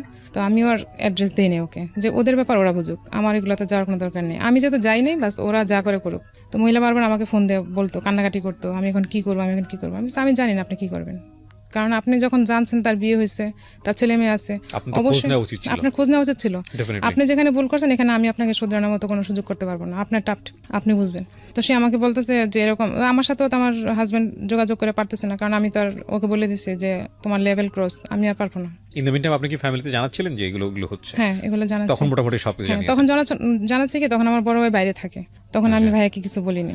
তারপর ফ্যামিলি থেকে কি বলতেছিল? ফ্যামিলি থেকে তো কি করবে, এখন তো কিছু করার নাই, বলতেছে না কিছু এই জন্যই, কারণ ওদের ফ্যামিলি কোনো স্টেপ নিচ্ছে না, ওকে খুঁজে পাওয়া যায় না। সবচেয়ে বড় কথা হয়েছে ওকে খুঁজেই পাওয়া যায় না, ও উদাও থাকে। আমরা একটা আইনি ব্যবস্থা নিব, তারে খুঁজে পাওয়া যায় না, তার কোনো অ্যাড্রেস আমরা পাই না, হদিস পাই না, এখনো পর্যন্ত জানি না যে কোথায় থাকে। তো এরকম যাওয়ার পর আমি যখন বলছি তখন তো সে বুঝে গেছে যে আমি আর তার সাথে কন্টিনিউ করবো না। আমি বলছি যে তোমার লেভেল ছিল একটা বিয়ে করা। ইভেন সে লাস্ট যখন বাসা থেকে যায় তখন সে আমার সাথে দাঁড়ায় বলতেছিল যে আমিও এখনো কিছু করলে অনেক ভালো কিছু করতে পারি, সে এটা বুঝাইতে যাচ্ছে। তখন আমি বলছি যে হ্যাঁ, তুমি তো তোমাকে যাচাই করছো মার্কেটে, আমি তো আমাকে যাচাই করি নাই। তো ঠিক আছে, তুমি যদি ভালো কিছু পাও দেন করতে পারো, আমার থেকে কোনো তোমার বাধা নেই, এই একটা লেভেলে তো বাকি আছে, ওইটাও করতে পারো, কোনো সমস্যা নেই। তখন সে বাসা থেকে চলে গেল। আর আমি সবাইকে বললাম যে আমি যে আমাদের ভিতরে প্রবলেম চলতেছে এগুলো আমি বাইরের কাউরে বলিনি, বাট আমার ফ্যামিলি জানে, বাট আদার জায়গায় আমি বলি নাই। বলছি যে ও বাইরে জব করে, ঢাকার বাইরে জব করে, বাইরে থাকে। ও দেখতাম যে আশেপাশে সবার সাথে যোগাযোগ করে, কথা বলে, সব কিছু বলে, কিন্তু আমি যে বলতেছি এখন আমি ফেক হয়ে যাচ্ছি। আমি তো বলতে চাই না আমার ভিতরের ব্যাপারটা যাতে বাইরে না জানে। তারপর সে আর আমার সাথে কন্টিনিউ করতে পারছে না বলে আমি তাকে জায়গা দিই না, বলছি না তোমার সাথে আর কন্টিনিউ করা যায় না। তো সে আর আসে নাই, আমি আমার মতো চলতেছি, চেষ্টা করতেছি কিছু করার জন্য। ওই যে শেয়ারে আমার কিছু ইনভেস্ট করা ছিল তখন অল্প, সেগুলো দিয়ে আমি আবার নতুন করে শুরু করলাম। আপনার নামে মামলাটা হয় কি কারণে? আমার নামে মামলা হয়েছে, আমি যখন ওর সাথে ছিলাম তখন সে ব্যাংক থেকে একটা প্রাইভেট পার্সোনাল লোন নেই, খুব বেশি টাকা না, 1 লাখ টাকা একটা লোন নিচ্ছে। আচ্ছা, তখন সে টাকা দরকার, সে আমাকে দিয়ে লোনটা নেওয়া হয়েছে। আমি কিছুই করিনি। না না না, মেন আমাকে দিয়ে তুলেছে। সে কিভাবে কি করছে আমি কিছু জানি না। আমার বাসার বাইরেও যেতে হয়নি, টাকাটা দিতে পারেনি কারণ একটা মামলা হয়ে গেছে। হ্যাঁ, টাকাটা দেওয়া হয়নি। তো সে আমাকে তখন বলতো যে এই টাকাটাই শুধু তোমার অ্যাড্রেস দিয়ে সবকিছু মানে কারেক্ট দিয়ে করছে। টাকাটা কি আপনি শোধ করতে পেরেছেন? না, আমি টাকা শোধ করিনি। তো এরপর আপনাকে কি জেল খাটতে হয় বা কোনো? না না না, মানে থেকে আমাদের বাড়িতে পুলিশ গেছিল খোঁজ নেওয়ার জন্য আমার ব্যাংক থেকে, কিন্তু আমি 2বার হাজিরা দিয়ে মামলাটা করে রাখছিলাম। আচ্ছা আচ্ছা। তো এটার হয়তো আবার আসবে, এখন তো আমি আর যাচ্ছিও না, কিছু করতেছিও না। কি ভয়ঙ্কর, চিন্তা করে দেখেন। তো আমি তাকে এর মধ্যে মাঝখানে যখন সে যোগাযোগ করছে, মানে ইদানিং আর কি, ইদানিং বলতে বছর 2 আগে, তখন আমি মেয়েকে দিয়ে বলছিলাম যে তুমি যে আমাদের তো ঝামেলা ফালা রেখে গেছো, তুমি এরকম একটা ঝামেলা আম্মুর কাঁধে দিয়ে গেছো, তুমি এটার একটা ব্যবস্থা করো। পরে বলছে যে এগুলো আমি কিছু করিনি, এগুলো তোমার আম্মুই করছে, মিথ্যা কথা করছে। তো আমি তো বাসার বাইরেও যাই না টাকা আনার জন্য, সে বাসা থেকেই সব সিস্টেম করে তারপর ব্যাংক থেকে টাকা উঠেছে। তো এগুলো বলার পর তো এখন আমি আর ওর সাথে কন্টিনিউ করলাম না। তো সে প্রায়ই ফোন দিয়ে আমাকে বলতো যে বাচ্চাদের ব্যাপারে, যে বাচ্চারা তোমাকে বড় হলে দোষারোপ করবে, তুমি কেন একা আসো বা কি আসবে, সেগুলো বলতো। আমি বলছি তোমার কাছ থেকে আমি কিছু শুনতে চাই না, আমার ছেলে মেয়ে আমারে কি বলবে সেটা আমি বড় হলে বুঝবো। কি করলেন আপনি এরপরে? তারপরে সে জব যখন করতেছিল তখন সেখানে আমি একটা নোটিশ পাঠালাম, উকিল নোটিশ পাঠালাম যে বাচ্চাদের খরচের জন্য, সেটাও 2-2.5 বছর পরে।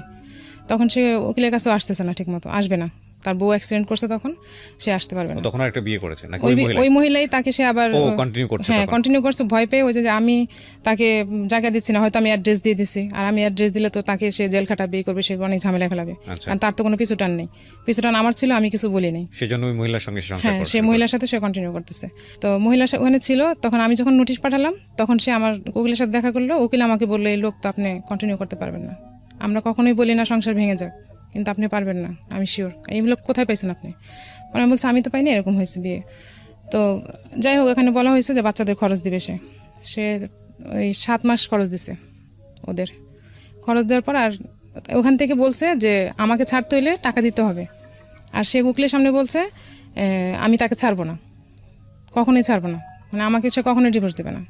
তো আমি উকিলকে বলছে যে আমি ডিভোর্স দেবো তাকে, আমার সব পাওনা যা আছে দিয়ে দিবে, আমি ওকে ডিভোর্স দেবো। তো ও বলতেছে যে হ্যাঁ ও দিতে পারবে, আমি দিব না, যাতে আমার বাচ্চারা কোনোদিন বলতে না পারে যে আমি তাকে ডিভোর্স দিছি, সে দোষারোপ হবে না, এরকম বুঝেছে। তো আমি বলছি ঠিক আছে, টাকা বুঝে পেলে ডিভোর্স দেবো। তো ওই মহিলাকে বলছে যে আমাকে ছাড়তে হলে টাকা লাগবে। তো মহিলার কাছে টাকা নিচ্ছে, কিন্তু আমাকে সে টাকা দেয়নি, টাকা না দিয়ে সেখান থেকে সে আবার পালাইছে। ওরে ভাই, আপনার একটা ছবি বাঁধাই করে রাখা উচিত। আপনি একটা জিনিস, আই ডোন্ট নো, কোন একটা ছবি দেখেছিলাম, ছবিটার নাম catch me if you can, আর catch me if you can, আপনারা যদি দেখে থাকেন, সম্ভবত লিওনার্দো ক্যাপ্রিও অভিনয় করেছিল। আমি তো মনে করি যে আপনি হচ্ছেন বাংলার লিওনার্দো ক্যাপ্রিও। ওরে বাবা, জিনিস না, এটা তো মানুষ না, জিনিস একটা পুরো। বলেন। হ্যাঁ, তারপর ওখান থেকে যখন পালাই গেছে, ওকে নাকি মেল দিয়ে গেছে যে আমাকে খুঁজো না, আমাকে খুঁজে পাবা না। তো মহিলা আবার আমাকে ফোন দিছে। এতদিন তারা খুব হ্যাপি ছিল, বোঝা গেছে তারা অনেক হ্যাপি, তারা খুব ভালো আছে, কোনো সমস্যা নেই। তো মহিলা তো চাচ্ছে রাস্তা ক্লিয়ার হোক, টাকা দিয়ে হলেও রাস্তা ক্লিয়ার হোক। যখন ও আমাকে এরকম ডিস্টার্ব করতেছিল, তখন আমি নিজেই গেলাম ডিভোর্স দিতে, যে তার কাছে আমি কিছু আশা করি না, তো আমি তাকে কোনো দিব না, স্কোপ দিব না আমার সাথে কথা বলার। তো কোর্টে গিয়ে আমি নিজে ডিভোর্স দিচ্ছি ওকে ডাইরেক্ট। কত সালে এটা? এটা 15তে। হ্যাঁ। আমি খুব ছোট ছোট করে আপনাকে কিছু কোশ্চেন করি। বিয়ে হলো 2002-তে না? 2002-এ 15তে ডিভোর্স দিলেন, অন অ্যান্ড অফ 13 বছর, সন্তানদের জন্য এতদিন আটকে রেখেছিলেন। তো কি হলো, লাভটা কি হলো? কিছুই না, তবে এখন আমার বাচ্চারা আমার সাথে আছে, সেটা আমি জানি, এটাই আমার। আপনার বাচ্চারা সাথে আছে এবং আপনি একটা বুটিক করেন এখন, আমি যতদূর জানি, নিজের পায়ে নিজে দাঁড়িয়েছেন, বাচ্চাদেরকে সাপোর্ট দিচ্ছেন, সংসার চালাচ্ছেন, এবং আপনি বলছেন আপনি আগের তুলনায় আলহামদুলিল্লাহ ভালো আছেন। আপনি শুধু আমাকে একটা জিনিস বলেন, যে এত দেরি করলেন, যে মানুষটাকে অনেক আগেই বোঝা উচিত ছিল। অনেকবার সে ফল্ট করেছে, 2-1 বছরের মধ্যে সে বিয়ের আগে থেকেই ফল্ট শুরু হয়েছে। তো 2-1 বছরের মধ্যে সে যতবার ফল্ট করেছে ততবারই এনাফ ডিসিশন নেওয়ার জন্য ছিল। এই যে 12 বছর লাগলো, এই 12টা বছর এটা লস না জীবনের জন্য? অবশ্যই লস, কিন্তু আমি যে ওই যে বললাম একটা কথাই, যে আমার বাচ্চারা একা হবে, আমি কিভাবে কি করব, আমি কি একা চলতে পারবো, কিংবা আমি কার কাছে যাব? হয়তো আমার ফ্যামিলি জায়গা দিত, সবকিছুই করতো, কিন্তু আমি তো ফ্যামিলিতে কয়দিন থাকতে পারবো? আমি অনুষ্ঠান থেকে বলি, আমি সবসময় বলি, আমার প্রত্যেকটা অনুষ্ঠানে বলি, বেবি হয়ে গেলে থিঙ্ক, বারবার থিঙ্ক করেন ডিভোর্সের ক্ষেত্রে, যদি দুটো মানুষ একজন নাই থাকতে পারেন। কিন্তু যদি দ্বিপাক্ষিকভাবে এটা হয়, হাজব্যান্ড ওয়াইফের জায়গায়, ওয়াইফ হাজব্যান্ডের জায়গায়, যদি বুঝে যান যে না, এই মানুষটার সাথে সংসার করাটা কোনোভাবেই সম্ভব নয়, কারণ তার কোনো ভালো গুণ নেই আপনার চোখে, এবং এই জায়গাটা থেকে তাকে কিওর করা সম্ভব নয়, 1বার 2বার 3বার 4বার 5বার হচ্ছে, এবং এটা আপনার সন্তানের জন্য ভয়ঙ্কর রকমের রিস্ক হয়ে যেতে পারে, সেক্ষেত্রে কালক্ষেপণ করার কোনো যুক্তি নাই। আমি মনে করি এটা big loss of time, cause জীবনে আসলে সময় বারবার রিটার্ন আসে না। লাইফটা খুব ইম্পর্টেন্ট, এটা ভ্যালু দেওয়াটা খুব ইম্পর্টেন্ট। মানুষের জীবনে বেটার লাইফের জন্য মানুষ সবসময় ট্রাই করে, এই জন্যই মানুষ কনসিডার করে, এই জন্যই মানুষ কনসিডার করে না বেটার থাকাটা ইম্পর্টেন্ট। হ্যাঁ, এটা ঠিক যে ওই মানুষটা যদি ওনার লাইফে থাকতো, সে যদি একটা ভালো মানুষ হয়ে থাকতো, বা উনি যেভাবে এক্সপেক্ট করেছেন সেভাবে যদি থাকতো হাজব্যান্ড হিসেবে, তাহলে তাদের সন্তানদের জন্য অনেক মঙ্গল হতো, ওনাদের জন্য অনেক মঙ্গল হতো। কিন্তু সেটা যেহেতু কিওরেবল না এবং সেটা এত এক্সট্রিম পর্যায়ে চলে গেছে, সেটা থেকে ডিভোর্সটা অন্তত তাকে ওই লাইফের চেয়ে বেটার রেখেছে।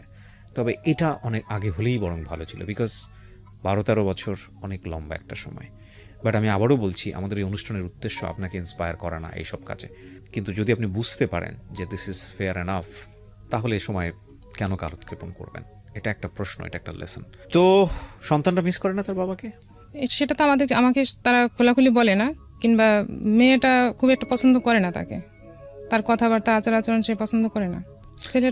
ওদের সঙ্গে কথা হয় এখন?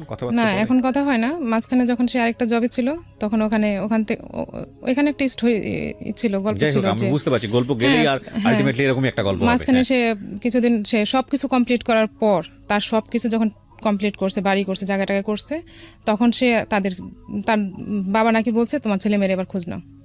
আপনি যে 2015 সাল থেকে সিঙ্গেল মাদার হিসেবে ফাইট করছেন, আপনি কখনো সেকেন্ড থট দেননি যে আপনার আরেকটা বিয়ে শাদী করা উচিত, নতুন জীবনে আসলে এভাবে চিন্তা ভাবনা করা হয়নি। হয়নি এই জন্য, কারণ আমার ছেলে মেয়েকে সে কিভাবে নিবে? আসলে কি সে ভালোভাবে নিবে? আমাকে 3 জনকে একরকম দেখতে হবে, পারবে? এরকম ভালো মানুষ পাওয়াটা তো অনেক কঠিন এখন। আপনার রাইট নাও এজ কত?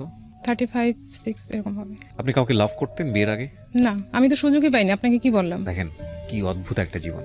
35-36 বছরের একটা মানুষ, সে সুযোগের আগেই এক নতুন জীবনে চলে গেল। প্রত্যেকটা মেয়ের জীবনে একটা ড্রিম থাকে, তার স্বপ্ন থাকে, একটা স্বপ্নের পুরুষ থাকে, তার হাজবেন্ডকে নিয়ে সে যে চিন্তা করে, সে জায়গায় সে পায়নি। 12-13 বছর ফাইট করেছে একটা আননোন ওয়ার্ল্ডের সঙ্গে। এই সময় দুটো বাচ্চা চলে এসছে, 35-36 বছর বয়স, কোনো কিছু বুঝে ওঠার আগেই সব কিছু শেষ হয়ে গেল, বাচ্চারা তার কাঁধে, এবং এই বাচ্চারা নিয়ে সে ফাইট করছে। এই ভদ্রমহিলাকে যদি আমি জিজ্ঞেস করি 2015 থেকে 2019 পর্যন্ত সোসাইটির কাছ থেকে কতটা ঘাত প্রতিঘাত সহ্য করেছেন, একা মা হিসেবে ফাইট করতে গিয়ে কোন কোন জায়গা থেকে আপনাকে বিভিন্ন রকমের বাজে সিচুয়েশনের মুখোমুখি হতে হয়েছে, আমি definitely sure it has another story, এবং সেটা অনেক বড় একটা গল্প হয়তো বা, সে গল্পে নাই বা গেলাম। এই জন্যই প্রত্যেকটা মোমেন্টে ডু রেসপেক্ট গার্লস, কজ তাদের স্যাক্রিফাইসটা অনেক বড়, হিউজ। সো রেসপেক্ট করেন। আমরা তো সবাই মায়ের পেট থেকে এসেছি, মাকে যেভাবে সম্মান করতে হয়, সে প্রত্যেকটা নারীর মধ্যেই নারী সত্তাটা আছে, মা সত্তাটা আছে। সেই জায়গা থেকে উই শুড রেসপেক্ট দেম। হ্যাঁ, বিকজ এই 35-36 বছরের একটা ছেলে যদি হতো, 90% ক্ষেত্রেই হয়তো বা সে তার সংসার নিয়ে চিন্তা করতো। সেটা কিছু কিছু মানুষ ব্যতিক্রম, সেটা অন্য জিনিস। ডেফিনেটলি একটা ছেলে হয়তো আরেকটা বিয়ে শাদী করে ফেলতো, কিন্তু একটা মেয়ে এটা খুব কঠিন করে না, যে তা না, একটা মেয়ে আসলে খুব কঠিন এভাবে চিন্তা করে, এবং যে কারণেই হয়তো এই মহিলার রেস্ট অফ দ্য